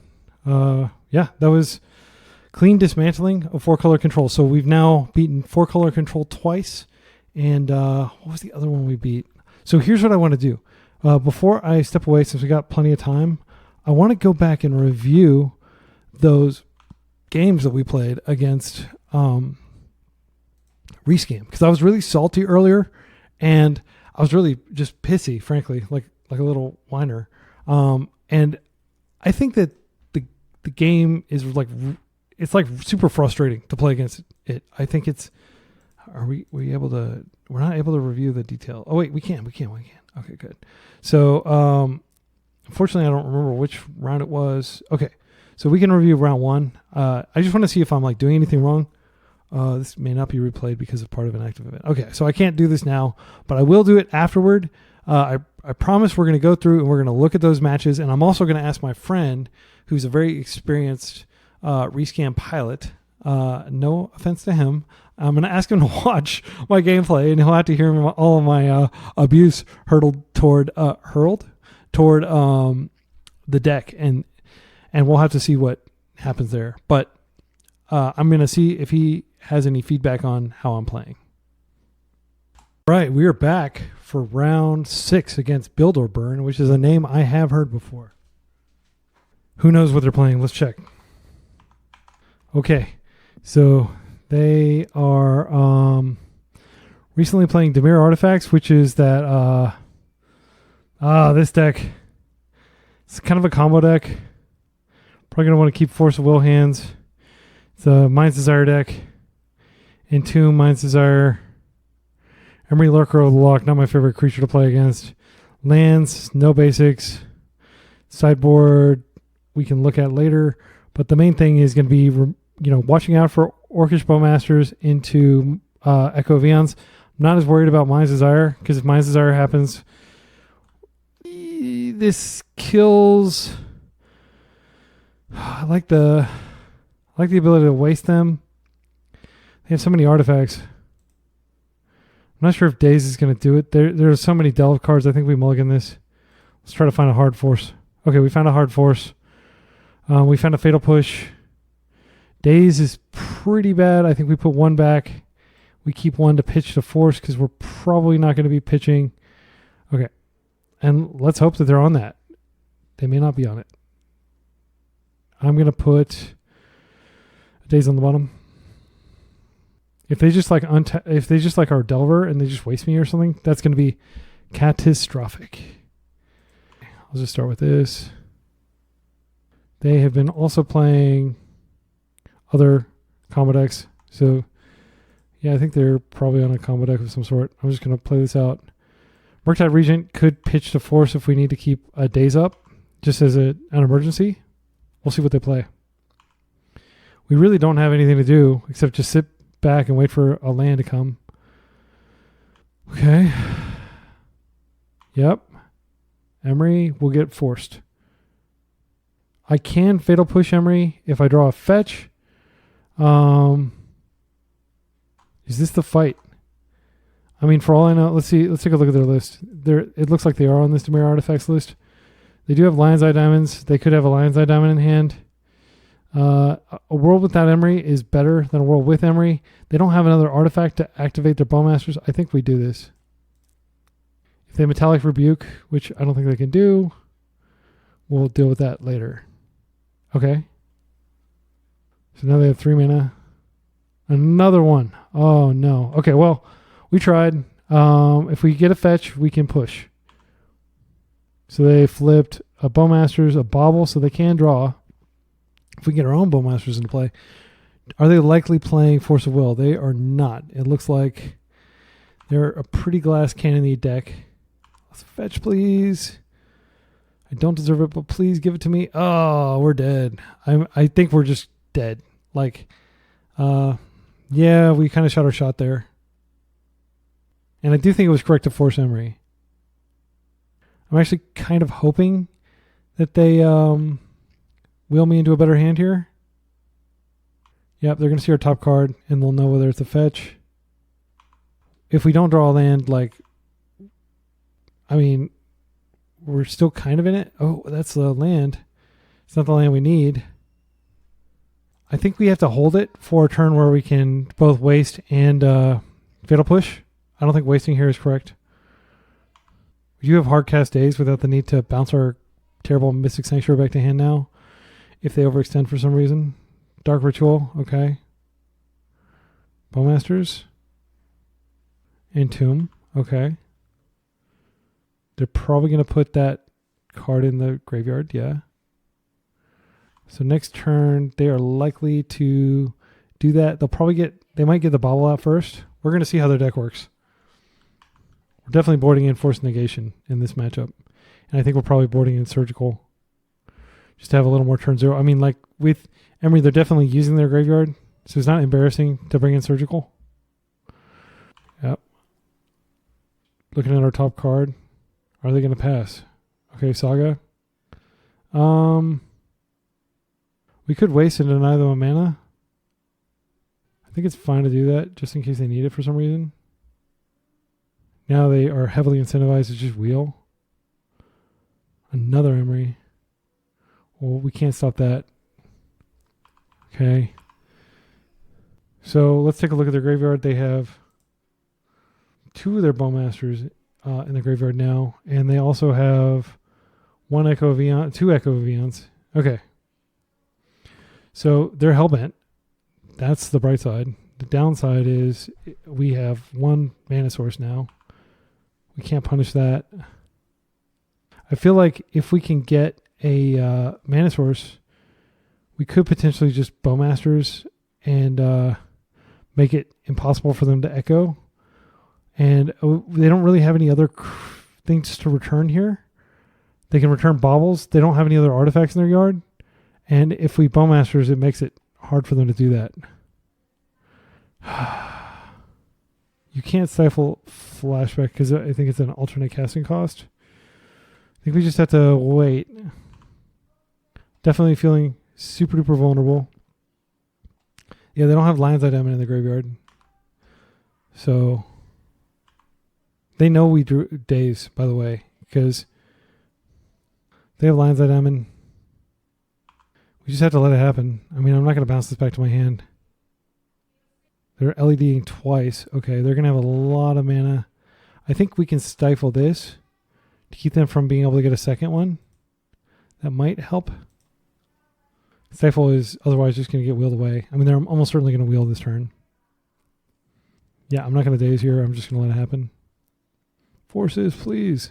Nope. No such luck. I think we're dead. Unless they got like a total dud of a hand.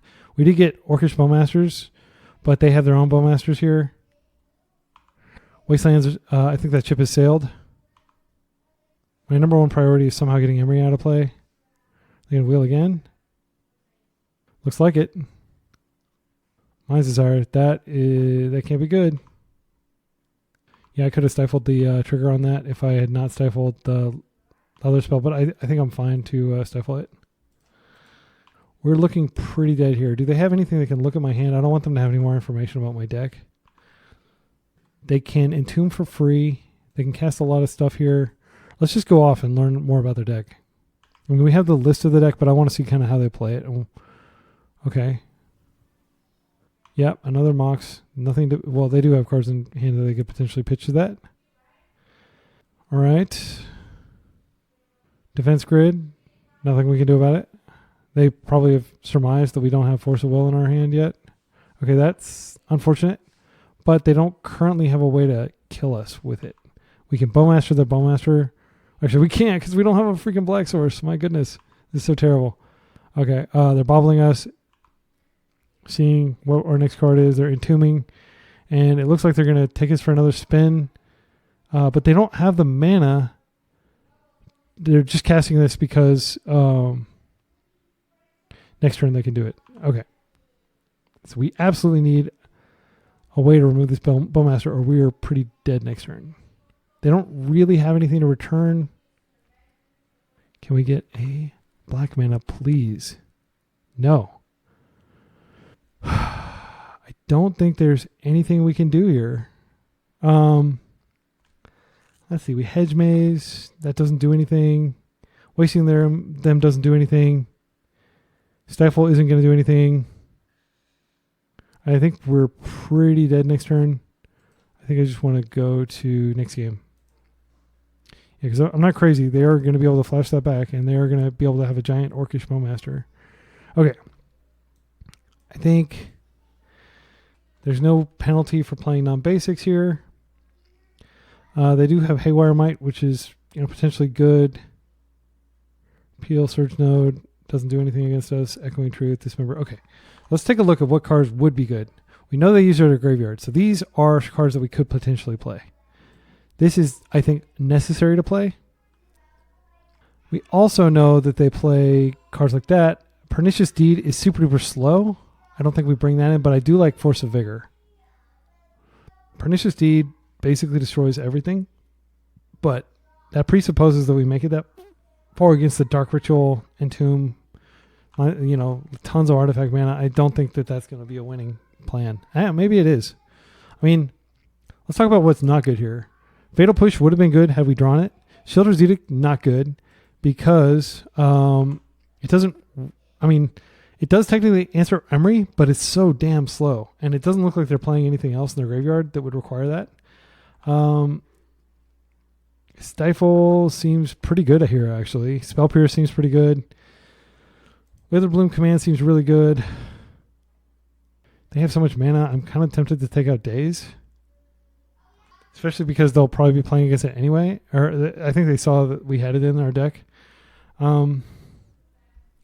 Now Spellbomb's pretty weak. We could take that out, and then we've got a pretty simple substitution here.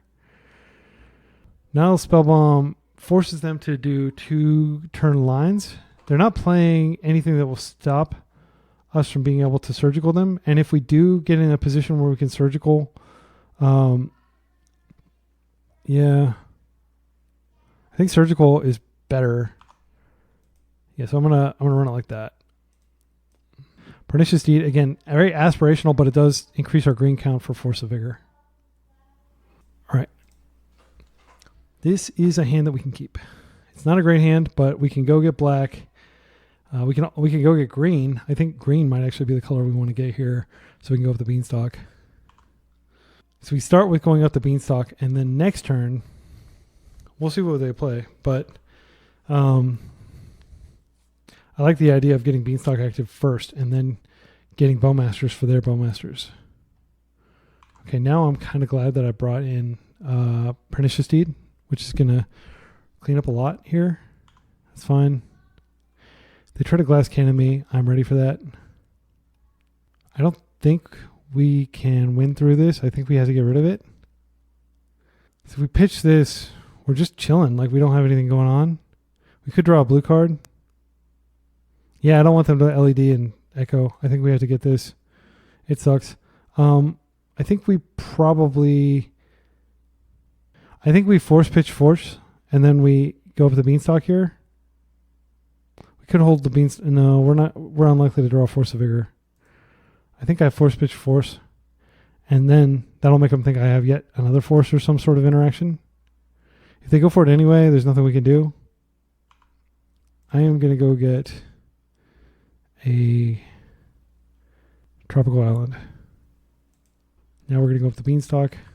We're going to hope that they are intimidated by what I have in my hand. Okay.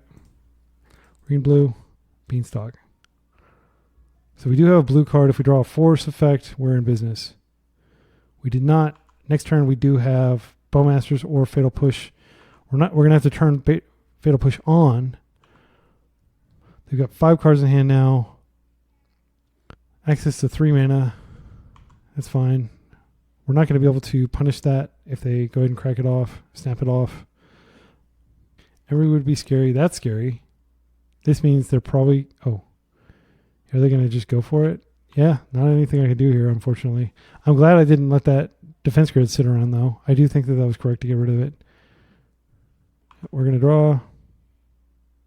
Deed will blow up everything if they pass the turn. And I do think that's the correct play. Hopefully they unload their hand and they don't have anything to do here, but they are looking like they do have stuff to do here. Please pass the turn. I'm not going to interact with that. We will blow up that Orc Army when we blow everything else up, but it looks like they may have found the card. Yep, so we're going to be taking a lot here. We're not going to be able to deed. Yep. Again, we can still survive this. Deed blows this up. It blows everything up. We got another deed here. They've used 2 of their 4 echoes. Are these different? They just look different because of the background. Okay. Yeah, so we're taking a lot of damage here, but I'm not giving up yet. Because again, we do have deed power here. Blowing up their entire board, especially if they play some more artifacts out, is not terrible. They're not going to be able to Lava Spur Boots yet unless they have it in hand. If they have Lava Spur Boots in hand, that's terrifying. Okay, they're playing another Mox out. Please pass. My goodness, how many game actions can you have? 10 Storm. There's the Lava Spur. We're not dead necessarily. We're going to take 10 if they attack here. We'll be at 1. Oh, no, we're going to take 9. So we will be able to survive a Bowmaster's attack. Please tell me you didn't draw the other one. What is this? Emery sucks. That means that basically they can attack for lethal next turn. Oh, they're just going to spin. Yeah, there's nothing I can do. Like literally, there was no way to win this game. I am resigned to thinking like I didn't play badly. I played to my outs. They just had, I don't know if this is characteristic, if this is like how their deck always plays, but that was ridiculous. All right, but again, like sometimes you lose against the crazy combo decks. Like I like to say, like having 4 Force of Wills does not guarantee you wins against glass cannon decks like this. They clearly had enough redundancy to be able to get through. All right, we're back for round 7, I believe, against Karaz, who always plays Esper Vial. So we don't even have to look him up. I've played against him before. So cards that are going to be strong here, Witherbloom Command. I'm not sure what else. If I get to play first, what are we waiting for them to do? Okay, we are going to need to watch our time, though. This is an excellent card. So I think we keep this on the strength of Witherbloom Command, taking out Vial. I also think we don't...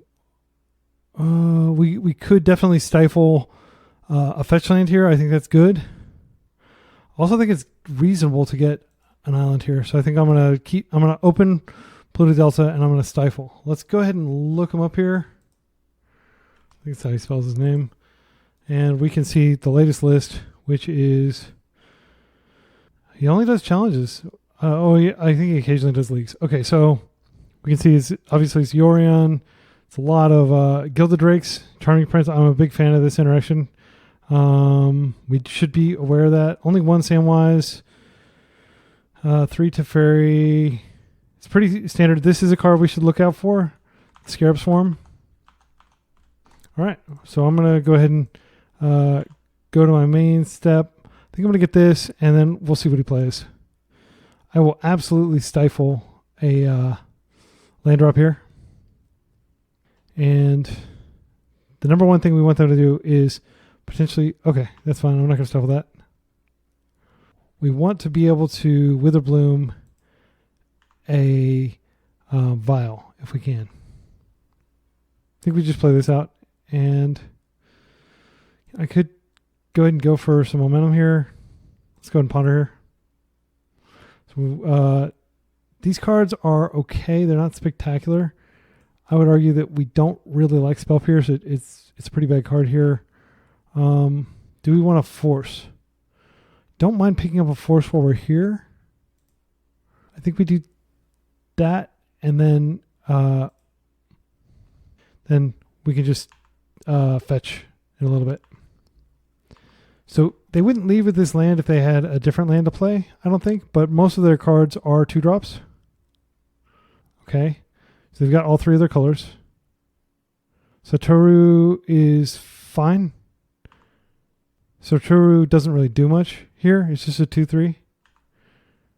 I'm going to go ahead and end step, get my maze. Just get a little bit of selection. That is a top, I think. Yeah, a lot of X1s in their deck. Even though we already have one. I think we play this out and we just hold, and then we can Shield's Edict if we need to. I'll probably let them attack me and then see if they do anything post-combat. It's fine. I'll take it. If they waste, I will stifle. I'm going to go ahead and kill this here. They may have like some sort of flash creature. Sacrifice a non-token creature. I wouldn't be surprised if they had Orcish Bowmasters here. One reason to hold Stifle would be that, yeah, they could definitely waste an upkeep. Will make me waste my mana here. Okay. They could have their creature Samwise. If we allow Samwise to come into play, they do get that wasteland back. There's definitely an argument for, but I can also get a land back and I can kill Samwise. So I think it's fine to just let this resolve, let them get that back. Because we're just going to drain them for life otherwise. Now we actually get some ability. Okay, so now I'm going to go to here. Oh, that's a good card, but I do want to take a turn off just to make sure we don't get wasted out of the game here. Target mills, and I'm going to give target creature. Mill myself, kill that creature. I'm going to go ahead and play my Delta, and we're going to pass. And we have the ability to get another black source if they decide to waste us off that, which I think they likely will. So Beanstalk into Force of Will is very strong, and it's definitely a reason to hold Force of Will here. Aether Vial's fine. We're going to definitely target that. They're not doing anything else. Perfect. Well, I am going to kind of want to get Force of Will on top of my deck here. No, I'm gonna get another underground sea here. I'm gonna go ahead and do this now. See if they have any response. They do play Tivdar's Tide something. I can't remember what it's called. Black, green, Witherbloom. Let's Beanstalk first, because they might go ahead and play out a Bowmaster in response, and we can kill it and the Vial. Okay. Are they going to respond? No. Okay, so now we can cast target player, and I'm going to destroy target non-creature permanent. I will force. I think it was foolish if they didn't force the Beanstalk and they did have a force. I will get back. I can just get back land. I can cut them off 2 of their colors. I think it's worth it. See what they do here. Okay. I will probably force Bowmaster here, so I can draw a card.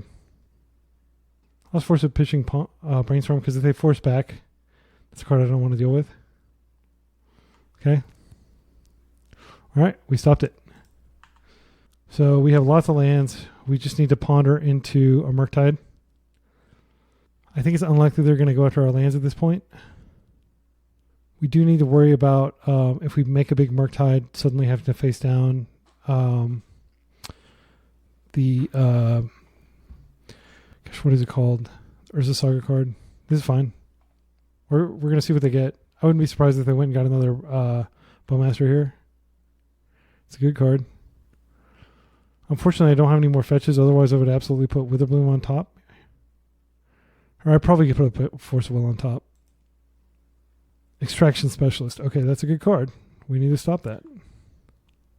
Well, I think cutting them off of land is good here. Let's see what we draw first. None of these are particularly strong. We could stifle the Extraction Specialist. Ponder is better than nothing. I think with our mana the way it is, it's better to go ahead and ponder and get one deeper. I need to play fast. No. Okay, now let's do it again. Do we get a Murktide? Another Beanstalk would be something I'd consider keeping, because then we could Beanstalk, get the land, go fetch, and put a force on top. Brainstorm is definitely something I want, because I can use Brainstorm to put these lands back that are very redundant at this point. All right, if they just want to just use up their clock, they probably got a phone call or something. So at this point, I will waste this. I just wanted to see what I topped first, because there is a chance that they. Ooh, okay. So I think what we do is we Murktide and then we play the Flooded Strand. Okay, so let's Murktide. I'm gonna make it pretty big. Let's go 1, 2, 3, 4, 5. And I mean, we do need to be concerned about them taking our stuff for sure. Triggered ability. Okay, now I'm going to play this. Oh, once this resolves, we draw. So we drew this. Now we're going to play this. Are we not able to play a land? I thought I hadn't played a land yet. Okay, well that sucks, because that means we're going to draw a land next turn. I'm going to go ahead and hit this now. Cut off their options. So really, we just want to dodge them having Gilded Drake. They have 4 Gilded Drakes, and if they have a Gilded Drake, it's pretty terrible. Okay, Brainstorm. They're looking for a land. If they Gilded Drake, there's really not anything we can do other than let them hit us a whole lot. So I want to gamble that they're not going to have Gilded Drake. They need blue card and Gilded Drake, or they need a blue producing land and Gilded Drake to stop us this turn. Next turn, we go get. I think we're going to put Force of Will in our hand, because we'll be able to hardcast it. I'm sorry, we're going to put this. We're going to go get it, and then we're going to be able to cast. They might find a plow. What are they going to find? Okay. Is this going to be Gilded Drake? It's not Gilded Drake, it doesn't look like. Charming Prince. Yep. Flicker this. Now, importantly, this can't go get Gilded Drake. Okay. They have a lot of basics. They generally play 4 basics. I say they because I play the same deck. It's a really good deck, but it's not great when there's Bowmaster everywhere. Okay, so they're going to search again. Yield through the turn. Probably should have done that earlier. It sucks that my hand's nothing but land. For whatever reason, I thought I'd be able to play out the Flooded Strand last turn, so I'd be able to fetch away and avoid drawing land this turn. They might get... Oh, they got Solitude. That's fine. That's actually good if they're Desperation mode solituding me. Yeah, I already drew a card off this, so this is like a 3-for-1 basically. They're pitching Recruiter of the Guard 2 in exile. We're gaining 8 life, which we can use against this deck that does hit for a lot. That's much better than a Gilded Drake. All right, so they can potentially get that back. All right, we're going to draw. Play this out. I'm going to pass because I want to see what they're going to bring back before I fetch, because I might get a Force of Will. But if they go ahead and play the thing out and they don't target Orcish Bowmaster, I don't have a Brainstorm. Did I exile a Brainstorm? Yeah, I did exile a Brainstorm at some point. I think it was probably just doing Murktide, but Brainstorm would basically be Ancestral Recall here. So they're probably going to hit me. We'll wait to end step. We don't have Lorien revealed in the yard. So they probably need to get Ponder here. You know what? I would probably just get Witherbloom and then kill Recruiter because they're going to be able to use it soon. I'd kill Recruiter and I would waste them, which is a pretty dirtily play. Extraction Specialist. Okay. They're going to be able to return a creature to the battlefield. They're probably going to return Orcish Bowmasters, I think. So, oh, they're going to return this back. Yeah, I mean, they're going to be able to draw a card off of it. I'm trying to determine whether there's anything in my graveyard even worth hitting with this. I might just want to draw Wild. If I draw Wild, I have a chance that I get Lorien revealed, which would be incredible over here. I'm just going to go ahead and do this. And no, I want to Ponder here, because Ponder at least digs me a little bit deeper. Literally the last fetchable in my deck. We're going to get Ponder. There's no reason not to get Ponder here. See if we can set up a series of Murktides. So we were able to shuffle away some fetch lands. They're playing slow. It's hard to believe they're still actually ahead of me. I guess I'm extremely slow. Okay. Let's Ponder. All these are insane. Okay, so I think what we do is we Murktide, then we Murderous Cut Satoru, maybe? And then we have Bowmasters up. Do we have the mana for that? Yeah, Murktide is going to become very big. Let's put it that way. Okay, so I'm just thinking about how to stack this. So we want Murktide on top. So we're going to go boom, boom, boom. No. Okay. All right. I might as well play out my lands since I'm going to use them. All right. So we're going to go blue, blue, Murktide. 1, 2, 3, 4, 5, I guess. Doesn't really matter. Blue, blue. Okay, we draw a card. Resolves. Now I'm going to go ahead and cut the Toru, I think. Cut the Toru. Black. 1, 2, 3, 4. Draw a card. Okay. I probably should have cut something else because actually Beanstalk is going to force that to trigger. And then, yeah, I'll just hold Bowmasters up. They can definitely go get Yorion, which is powerful. I should have probably cut away Witherbloom command there, so I'd have more power. Black, blue. Bring this in. Gonna hit that.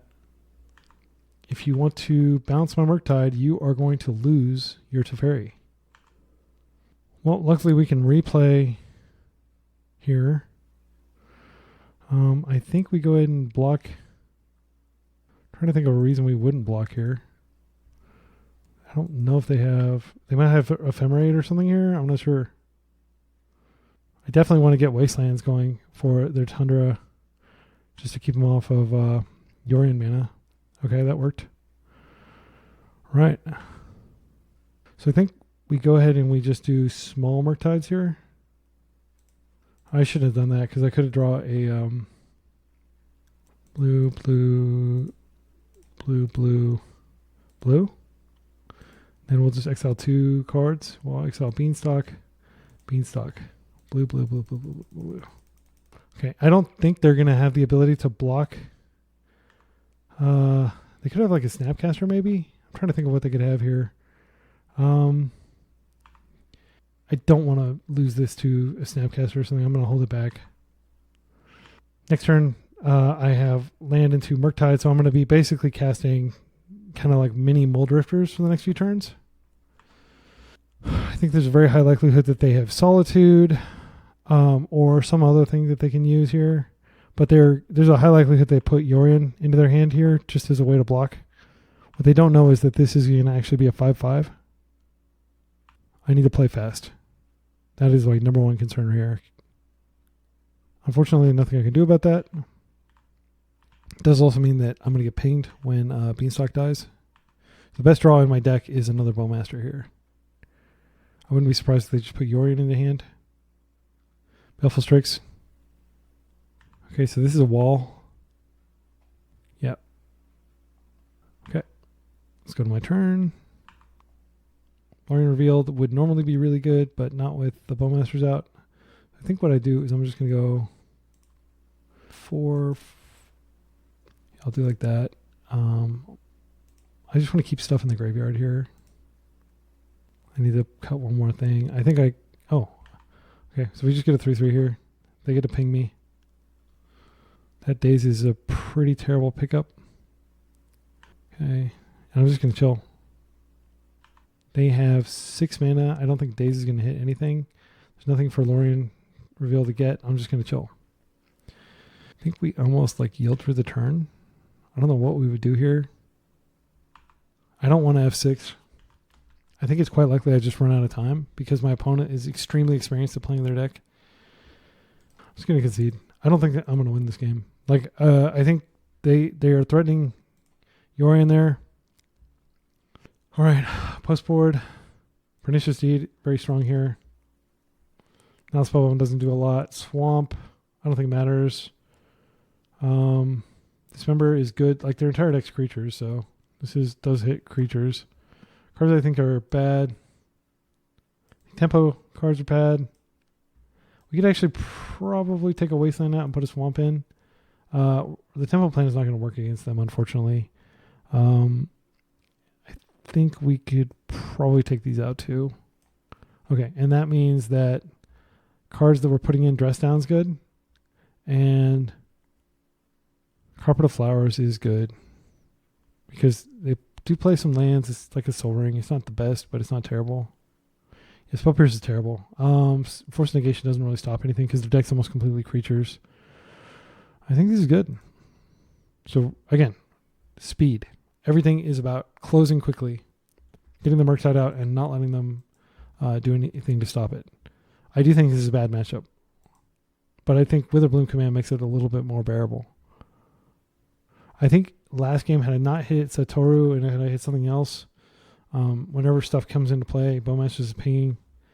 Yeah, I'm not sure. I'll watch a replay later. Okay, so this is a very removal heavy hand. We're going to keep this. And we're going to go up the Beanstalk as quickly as possible. So I'll open Swamp. And then I'll probably open Delta. There's no reason not to open Delta. And then I'm going to be ready to go fetch my my Hedge Maze. And then next turn I'll go up the Beanstalk. The main thing to remember about their deck is they just have inevitability. Over a long enough period of time, like if they just put all their cards on the table, their cards are going to be my cards.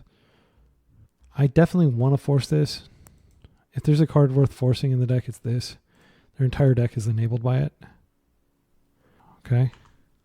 And that'll feel bad if I just rip my Witherbloom command, but that's going in the graveyard. All right, let's go with the Beanstalk. They do have Skyclave something. I can't remember what it's called. Skyclave Apparition. I think I want to yield through this turn. If they waste me, I'm totally fine with that. Okay. Now we have Murderous Cut Up, which cantrips. And I'm just going to hold. And I am aggressively yielding just because this is so mana intensive. I'm not going to yield here, though, because I do have Brainstorm. If they Bowmasters, I want to be able to Brainstorm in response. Get it out of my hand. So Turbo's fine. I think I'm just going to go ahead and get a land here. I'll get another Trop. I'm just going to go green-black, cut it, and I will exile 1, 2, 3, and I'll draw. Pernicious Deed's a good pickup. We don't want to put it on the table yet. We want to surprise them with it. I think we play this out. Now we have Brainstorm and Fetch. We can Brainstorm this back if they don't wasteland this or do anything. They're still up 2 minutes. I think this does justify like searching. We have a force. We don't have a blue card to go with it. I'm going to go like this. At this point, I don't really need any more lands. I'm just going to let this resolve. Unfortunately, when I deed, it's going to blow up my Beanstalk, so we really want to wait until later to try to deed. Let's see what they get. Bowmasters. All right, Bowmasters is a good card. We're going to fetch this away. We get another Tropical Island. What do we draw? Another force. Yeah, it's not the worst. I'll just pass. We have Cantripping Force of Will. Got plenty of removal creatures. Creature removal, rather. If they attempt to do something like Charming Prince this, I can just kill it. They're just going to pass. Okay. Okay. This is not our fight. They could have their own force. One of the reasons they play blue instead of just like black and white death and taxes is because they're able to do stuff like force. I think NSEP, it's possible that they're going to Shield Edict me and I can just dismember it, pay two life. Cards that we will force. I think we should probably force a lot of things here. I think here I am going to just go ahead and play this. Non-token creature. They can flash in Bowmasters if they want in response. Okay, let it die. That may seem like a weak play, but we just don't want them to be able to do stuff later. If they've wasted me 3 times now, and I am hurting for land, but I draw land like a champ, pass. I would love to find a Witherbloom command just to get get back some of my lands. 9 minutes on the clock. We have 2 games left. I can't pass through the turn because I've got force up. All right. Murktide doesn't work, but we do have double force. They cantrip. They're being very patient with the Bowmasters. They could definitely just start attacking me. I think we just force this. Cantrip. And then if they Murktide, I'm just going to force that too. I probably should have forced with the other force here. Oh, they don't have black up, so I don't have to worry about them doing that. Yeah, and I would have been able to Murktide too. So I think that was a big punt. But again, I'm under a lot of time pressure, so I'm not that concerned. That'll definitely be a card that I force. So even though we have lots of land and stuff, this does feel like a low resource game. They've wasted me off my Trop. They have not wasted me off my Hedge Maze. So I think that's my last remaining. Oh, I don't have any green sources left in my deck. That's pretty bad. Yeah, I think I've lost the game just based off of that. I need to get a Murktide into play stat, and I need to be able to keep it alive. I don't think we're going to get all the way there with Bowmasters. Yeah, so I've got Trop, and Hedge Maze in the in exile. So I'm not going to be able to recur my lands. So this deed is never going to do anything. I should shuffle it back first chance I get. But they don't know that.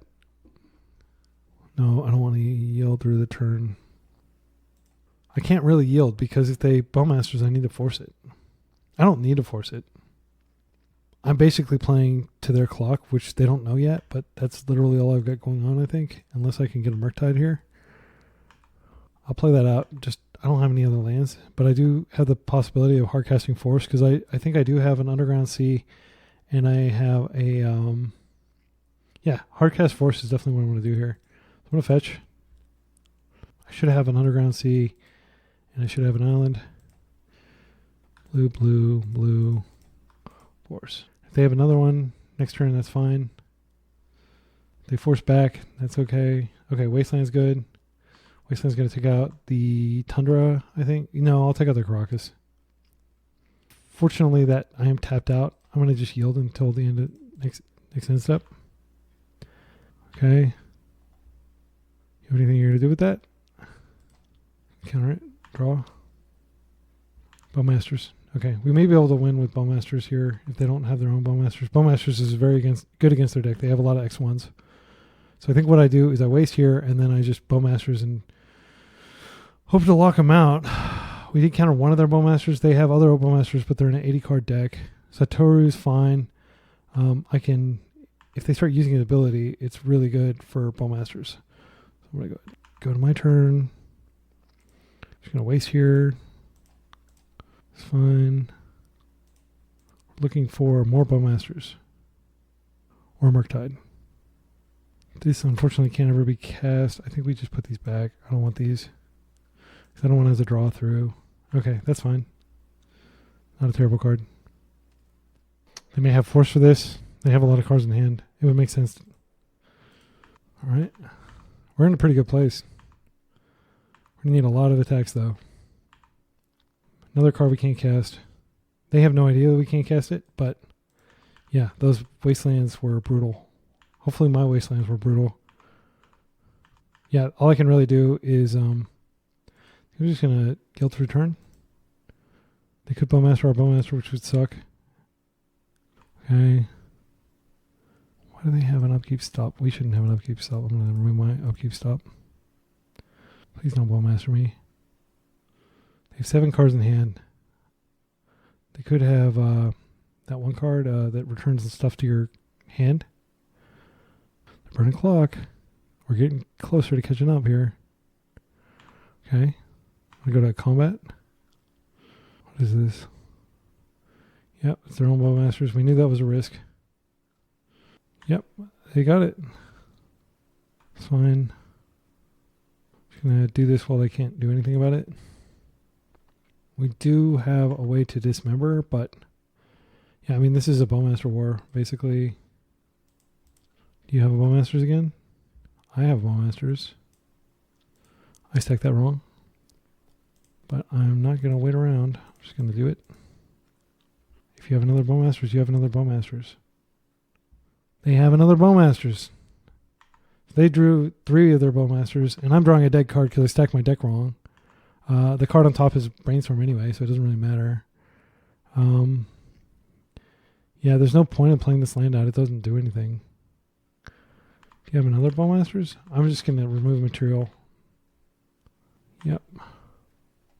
As soon as this resolves, I'm just going to dismember this because I've got a Brainstorm on top. Black, black, black, dismember. Do they have a Force? No? Okay. I'm going to draw. Brainstorm again. We're going to put back the green cards. Oh, wait. Oh, we don't have green to cast this, so it doesn't do anything. I'll put that back. Play that out. I think we go ahead and ponder first. No, yeah, let's just do this. I wouldn't be surprised if they had. I'm just going to make it really big. Blue, blue. 2 hits and they're dead if they don't have anything going on. Did we? Oh, we knew that was there. Okay, I'm a dumbass. Well, I'm going to ponder first, and then I can at least get rid of something with this. Any order. Shuffle. Witherbloom command doesn't do anything. I'm going to pass. I'll keep this up in case there's no reason to activate that now. They have like so many cards in their deck that answer this. Yep, Gilded Drake. Okay. It's fine. I knew that was a risk. Yeah, I'm going to do it. Draw a card. It's a card we can't cast. Pass. If they attack, I'm going to attack them. So this is just a wall now. Once we can get rid of it, which we've drawn through most... I mean, we have Murderous Cut. We have one Murderous Cut, and that's it. That's like the only card that can deal with this. Now they have a Baleful Strix that can deal with it. It's not looking hopeful here. I kind of hope they attack in. Okay, they're too smart to attack in. Bowmaster's at the top, please. Discard a Spellseeker. I'm going to brainstorm here. I can put back 3 bad cards. Let's fetch for nothing. Yeah, we didn't need to do that this turn. I think, yeah, next turn we can Lorien Revealed. We have to wait though. I'll definitely trade this off if they do attack because this is a liability. If they get white mana and they get, yeah, then so now they have white mana. If they have the guy that can take this, Charming Prince. I'm going to concede to Charming Prince. Oh, I won't concede to that. We still do have some things we can do here. Okay, they're going to hit us. Might as well play it out. Satoru. Yep, he's there. He's got Menace. I think I might be dead on board. I can draw 3 cards, but I can't draw lands. Might be better to... I mean, if I find... Yeah, I'm going to do it this way this time. Because like this is a turn off, basically, where I can't do anything. Any order... We need another Murktide. Yeah, I'm just going to concede. Yeah, they have it. Yeah, I wouldn't have drawn anything here. Cutting me off green like sealed the deal. I wasn't really drawing to anything. I was drawing to Bowmasters potentially, and yeah, like cutting off green really handicapped me. That is one argument for playing a Bayou. However, usually decks that play Bayou play it instead of the Surveil land. They only have 3 green sources, so me playing that wouldn't necessarily have made a difference. Like he would have been able to waste all my green sources anyway. And that made all the difference because I could have gone with the Beanstalk. I could have gotten Carpet Online. I could have done lots of stuff. So I basically his Wastelands forced me to play into bad plays. Like I knew that he could have Gilded Drake, and I was talking about it throughout the game. But yeah, I could have made a smaller Murktide just to draw, so it wasn't such a menace. That might have been the right call. Because I could have just exiled a bunch of land, just got the draw trigger, and left it in play. I was hoping to end the game, but I mean, realistically, he's seen nearly half of his 80-card deck. Like, he's going to see one of these. He's playing 4 of them. So I think I kind of punted that. Also, just losing track of the fact that I lost all 3 of my green sources. Like, it took me probably a turn or 2 after that had happened before I even realized what had happened. So I'm going to go into the final round, and I'm going to keep playing. So I'm 4-3. I'm going to try to even out the record. Or I'm 3-4, rather. All right, final round against Morsaw, whom I may have played before. Let's go ahead and pull them up here. Morsaw. All right. They are likely on Beanstalk control, which so far has been a good matchup for us today. It's not a guaranteed thing. It is a mirror. We're slightly favored in the mirror. They're playing Prismatic Ending, Supreme Verdict. So this is definitely like a more traditional type build. 1 Endurance, Uro, Solitude, Murktide. Okay. And they are playing Beanstalk. They don't really have that many things to trigger Beanstalk, interestingly, because they're so deep on Uro. But the 4 Solitude is probably the main thing. Thanks, man. They're complimenting my videos. Okay. So I think this is a keep because we do have a path to... Are they playing Wasteland? They're playing 3 Wastelands. I think what we do is we probably open Wasteland and then we Lorien Revealed. No, what I'm going to do is I'm going to Hedge Maze, and then I'll have the ability to... yeah, I'm going to Hedge Maze first, and I'll try to like find a path naturally to a land. But I do like this hand. This is kind of like a much later card. I might put it back with Brainstorm. That is a pretty good card in the match. I think I'm going to keep it. So this turn, next turn, I can play out a Wasteland, and I can keep. Let's see if they go for a basic here. They do. Okay, let's discipline to them. We'll see if it bites them. How many basics do they play? They basic plains, basic forest, basic island. So they can go all basics here. I think what I do here is I just go ahead and don't show the fact that I have a Wasteland just in case they play into it. Play that out, and I'll pass. So Spell Pierce is going to be strong if they go for an early. Okay, so they're playing basics anyway. All right, I think I just draw here. Nothing to do, really. I do have Bowmasters. I'll probably play that out since they're not playing their own Bowmasters, it doesn't look like. So I have Bowmasters, and then I have Spell Pierce for a force. That's fine. Oh, interesting. Maybe they're playing the deck that I was playing. Holy cow. Okay, this looks like they might be playing my Jeskai deck. Okay, so this is definitely a Spell Pierce. This is like the namesake of the deck. This is their engine. Okay, they're forcing here, which kind of sucks. Actually, we can kill it with Witherbloom, so I think it's fine. Yeah, so we got a 2-for-1 here. They may have... yeah, I'm just going to go ahead and get my Bowmaster in here.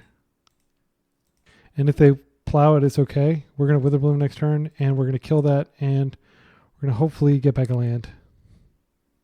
They're going to plow. Plowing now is smart because... Okay, they're not going to plow. All right. Beanstalk. Yeah, I'm going to wait on Beanstalk.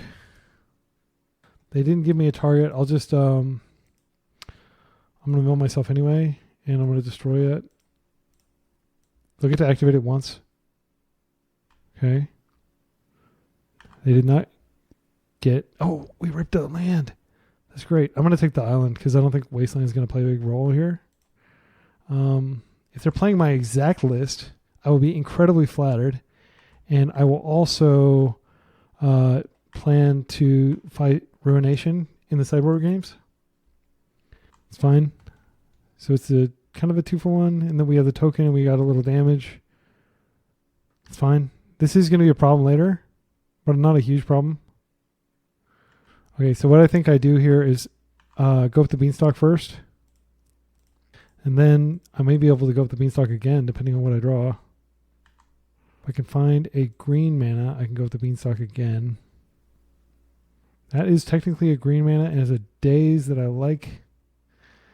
We're very close to just being able to cast this, but I think what we do is we Lorien Revealed for a... Yeah, I don't think Daze is that key here. I think I just want a Lorien Revealed, and I want to go ahead and get the Mystic Sanctuary.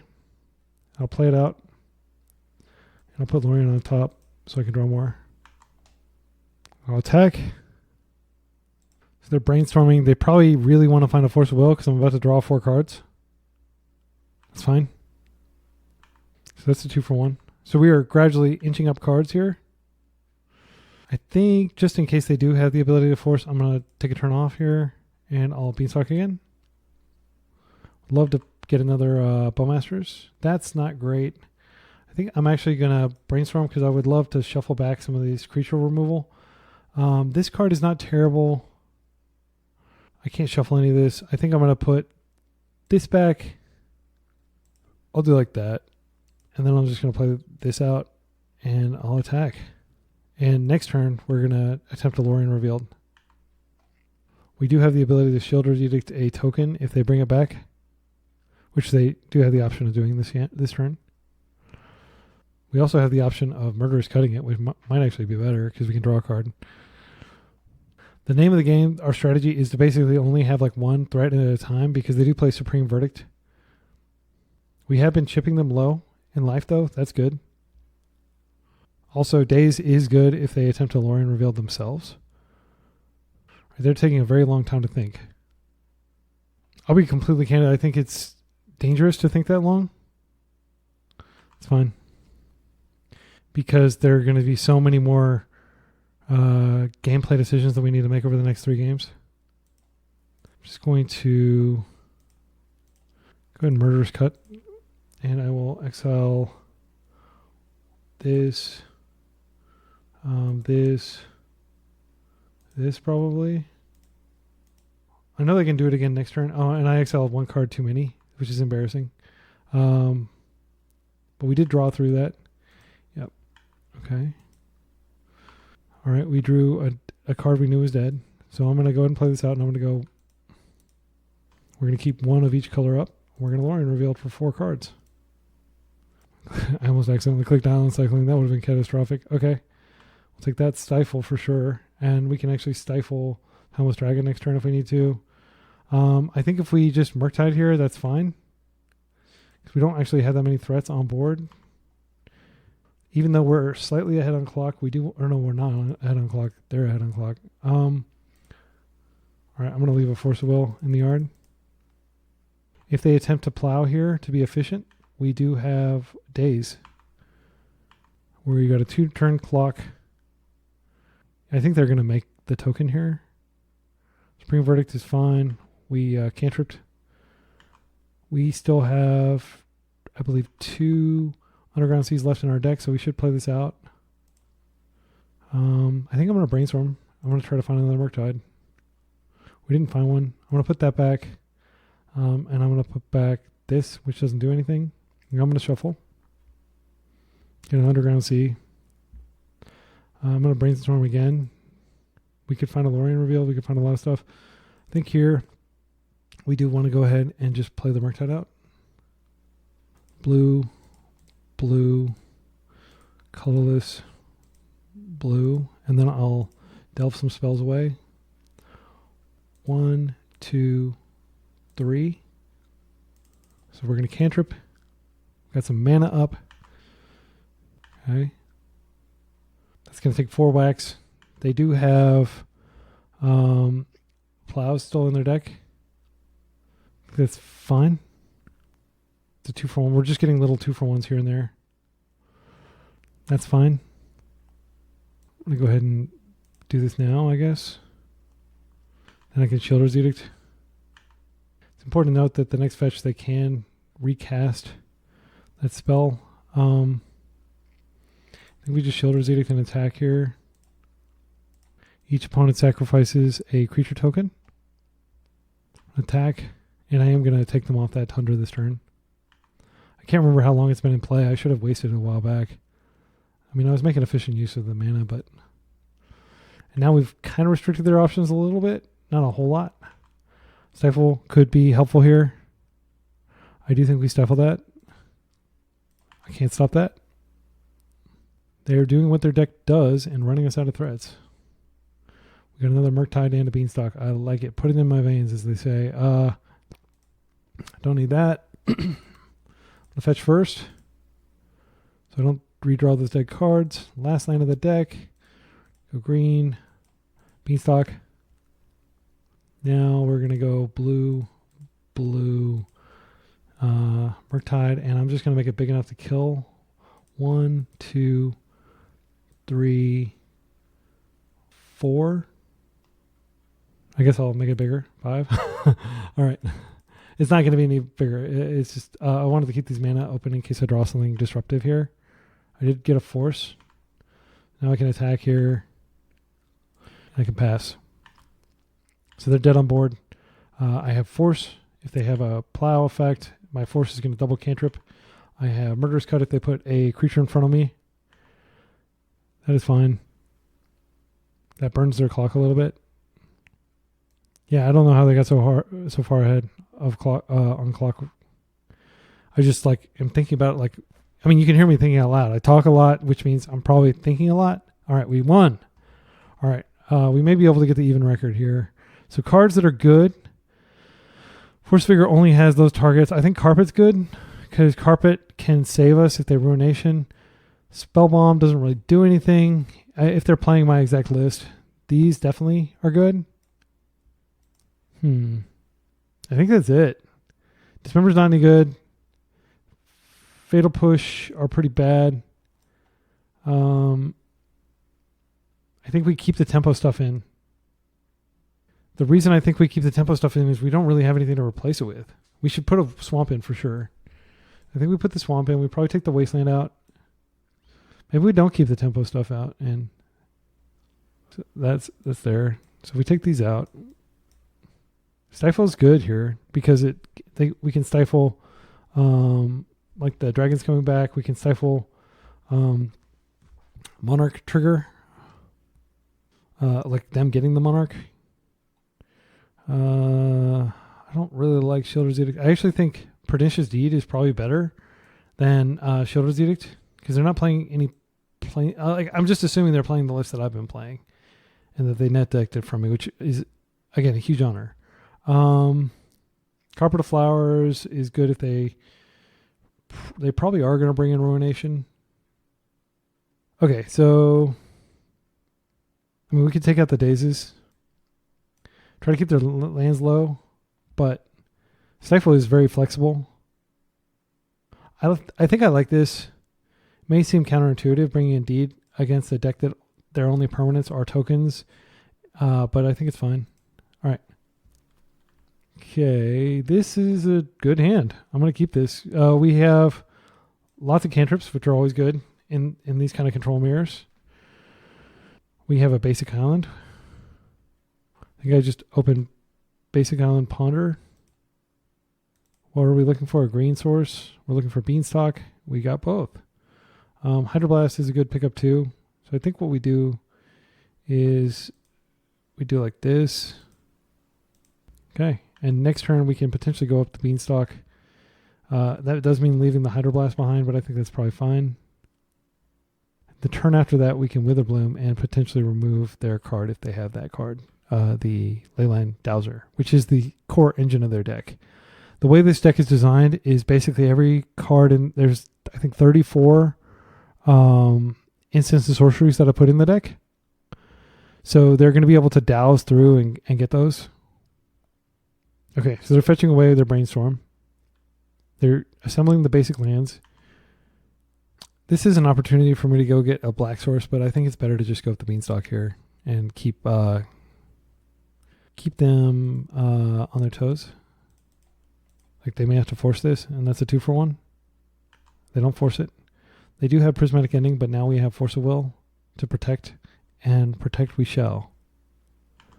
We'll happily pitch one of my many cantrips to Force of Will here. Pitch a Brainstorm probably. Actually, I'm going to pitch a Ponder because Brainstorm is really good later as the game progresses. So I am going to go ahead and... Oh, I said I was going to pitch a Ponder, didn't I? Damn. Okay, that was bad. Because Brainstorm will be good later. So let's draw off of this. Unfortunately, they're going to get it. Yeah, it's too bad. So they have successfully taken out my engine there. They could draw a Ruination and put me back in the Stone Ages. I think we Ponder here.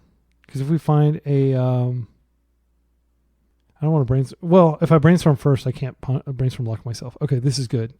So I'm going to put back this and this. Yeah, I'm going to do that. And now I'm just going to go get a Underground Sea. Because drawing land, like the only land destruction they have in their deck is their Ruination, which I'm going to definitely attempt to stop. St. Catherine. So they are playing a little bit different list than I was playing. If I stifle the Miracle Trigger, they can actually cast her, and just gives me a few more turns for breathing room. But I could just force her.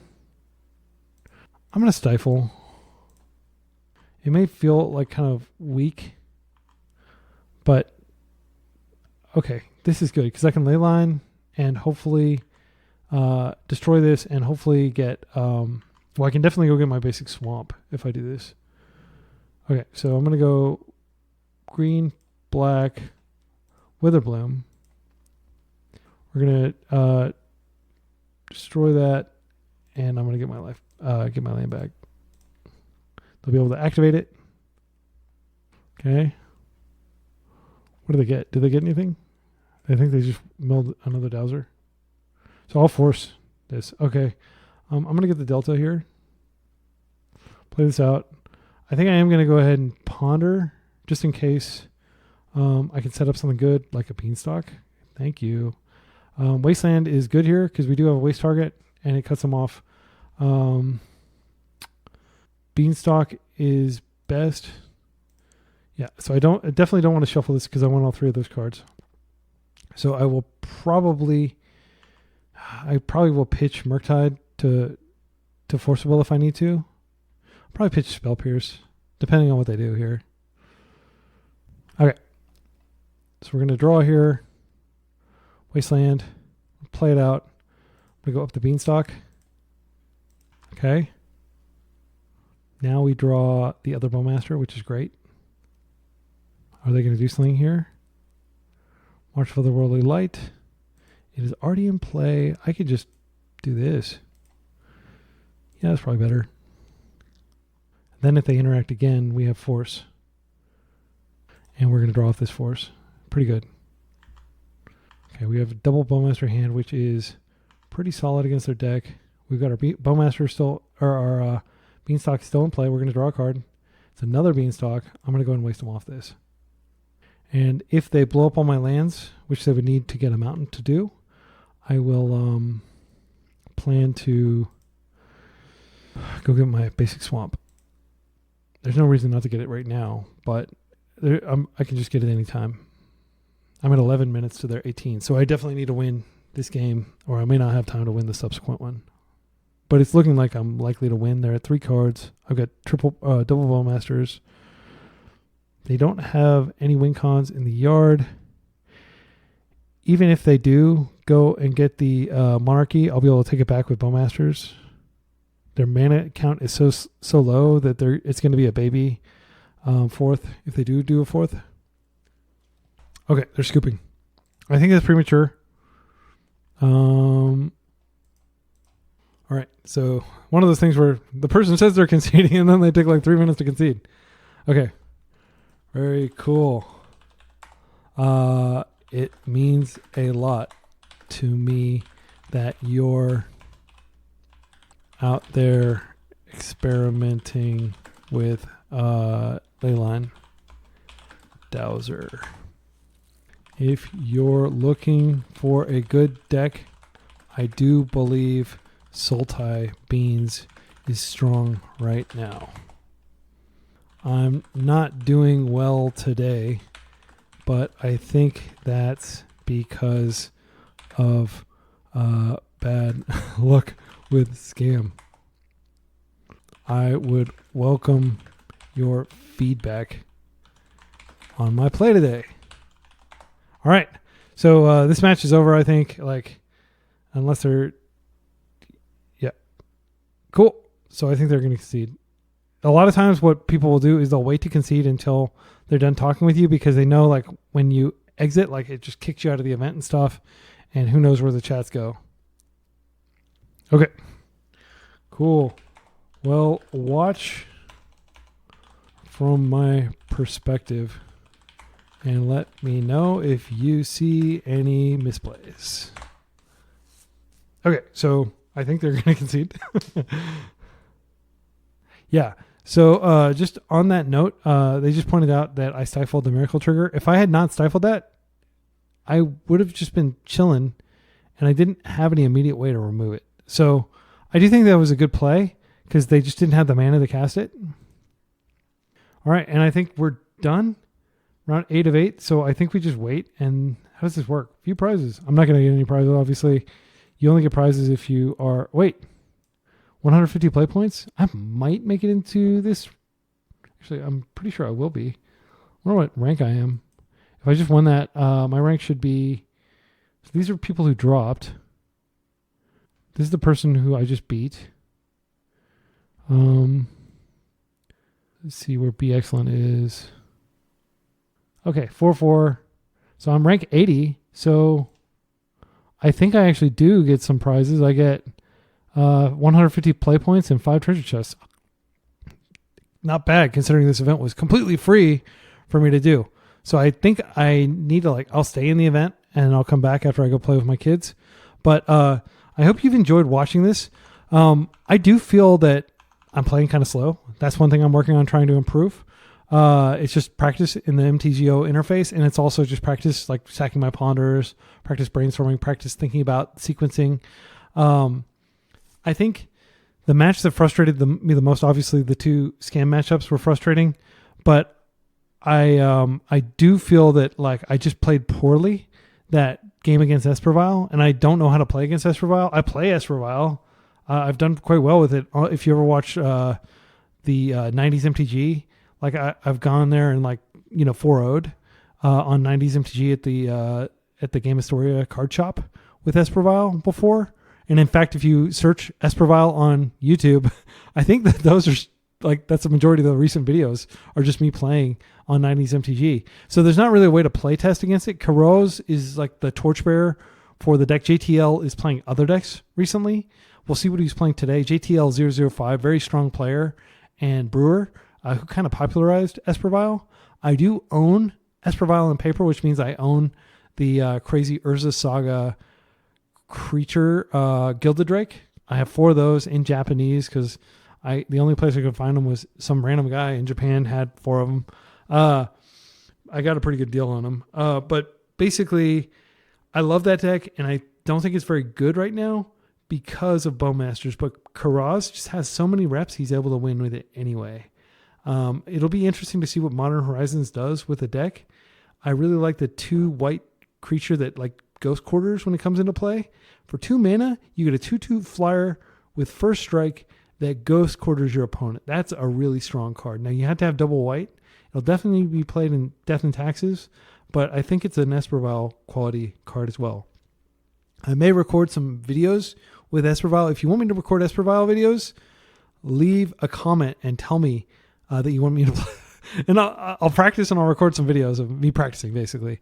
Again, I don't think it's a good meta call right now, but it is a crazy fun deck with tons of value and stuff. And it's likely to get a lot of powerful additions in Modern Horizons 3. The only other things I'll say about it, I feel like the Glass Cannon deck, the Echo of Eons deck, I don't think I made any mistakes. Maybe so I pitched a force to force so I would be able to go get a land, and then I drew Ponder. Now, had I just been content to have 1 land and not go up the Beanstalk, I could have had a second force in hand and I could have pitched that. But the odds of me drawing a blue card, I think at that point were, let's see, I've got 1, 2, 3, 4, 5, 6, 7, 8, 9, 10, 11, 12, 13, 14, 15, 16, 17, 18, 19, 20, 21, 22, 23, 24, 25. And I might have slightly more than that because I think I boarded in Dress Down and Force Negation. So I might have had something like 27, but I'd already drawn some blue cards, and I didn't want to be stranded on 1 land, not developing while my opponent was developing. That's why I chose not to pitch Lorien Revealed and instead to go get the Trop so that I could play up the Beanstalk. I was playing to a longer game. My opponent was able to end the game anyway. And sometimes that happens. It's tough to not fall into result-oriented thinking and think, man, what the hell? I was so unlucky. Maybe I wasn't unlucky. Maybe a skilled pilot like Bosch and Roll, or Punishing Waterfalls, or a lot of these people that I've been playing against today would have had the wisdom to say, no, it's okay. We can just stay on 1 land, but we need a second force up in case we draw a blue card. So that was probably the play that I'm going to think about the most today. Leave a comment if you think that play was wrong, or if you think that play was right, leave a comment. And, it may have been right, it may have been wrong, but the result was I lost that game. And if I had a Force of Will, they probably would have gone all in on, I can't remember what else they had. The first game, I think I forced Emery because I didn't know how explosive their deck was going to be, but they were very explosive. So yeah, definitely I'm used to taking those decks apart. Did I lose to Doomsday? Yeah, I think I lost. Did I lose to Doomsday? Or did I beat Doomsday? I can't remember. I think I lost to Doomsday. It's been a long day, 8 rounds. And I'm not used to losing to Doomsday.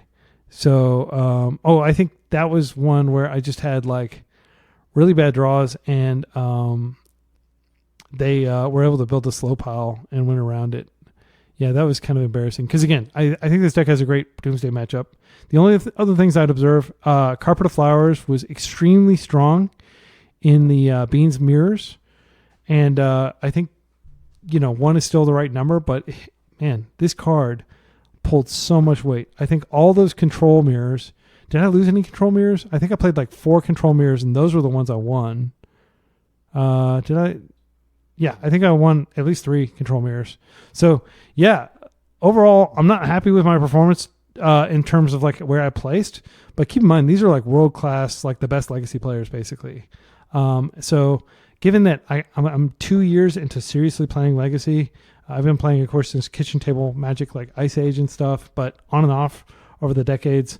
But I think like 2 months into playing on MTGO, which really is the place where the competitive players, like if you go to like an FNM or you go to even like a local 1K, the caliber of the competition is generally lower because people are getting less reps. And the people you play on MTGO, like a lot of them, like Brian Cook, he'll play like 100 matches in preparation for a tournament. 100 matches, right? That's like, I don't know, that's like a working week. Like that's like 80 hours of play. Maybe for his deck it's not 80 hours. Maybe it's like closer to 40. But that's a lot of matches, right? So people are getting in tons of reps and they're doing it over a long period of time. Over the years, you're also getting exposed to all the weird brews that like Max Distortion and other people are brewing.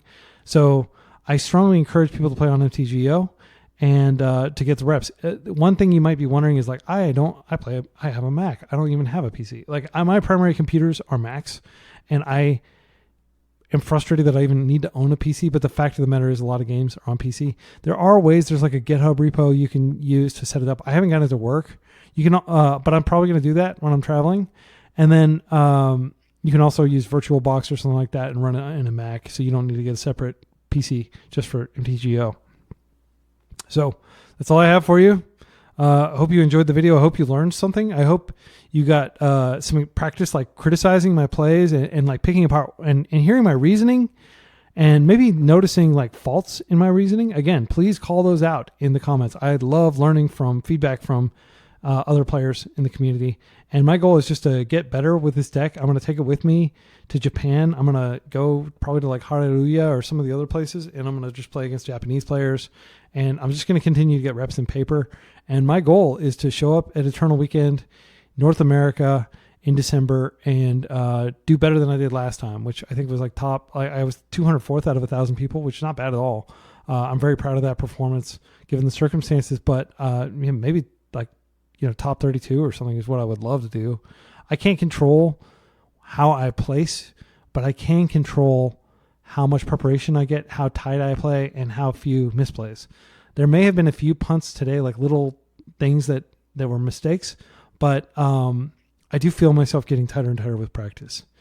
Until next week, or next time you watch one of my videos, be excellent to each other and party on, dudes.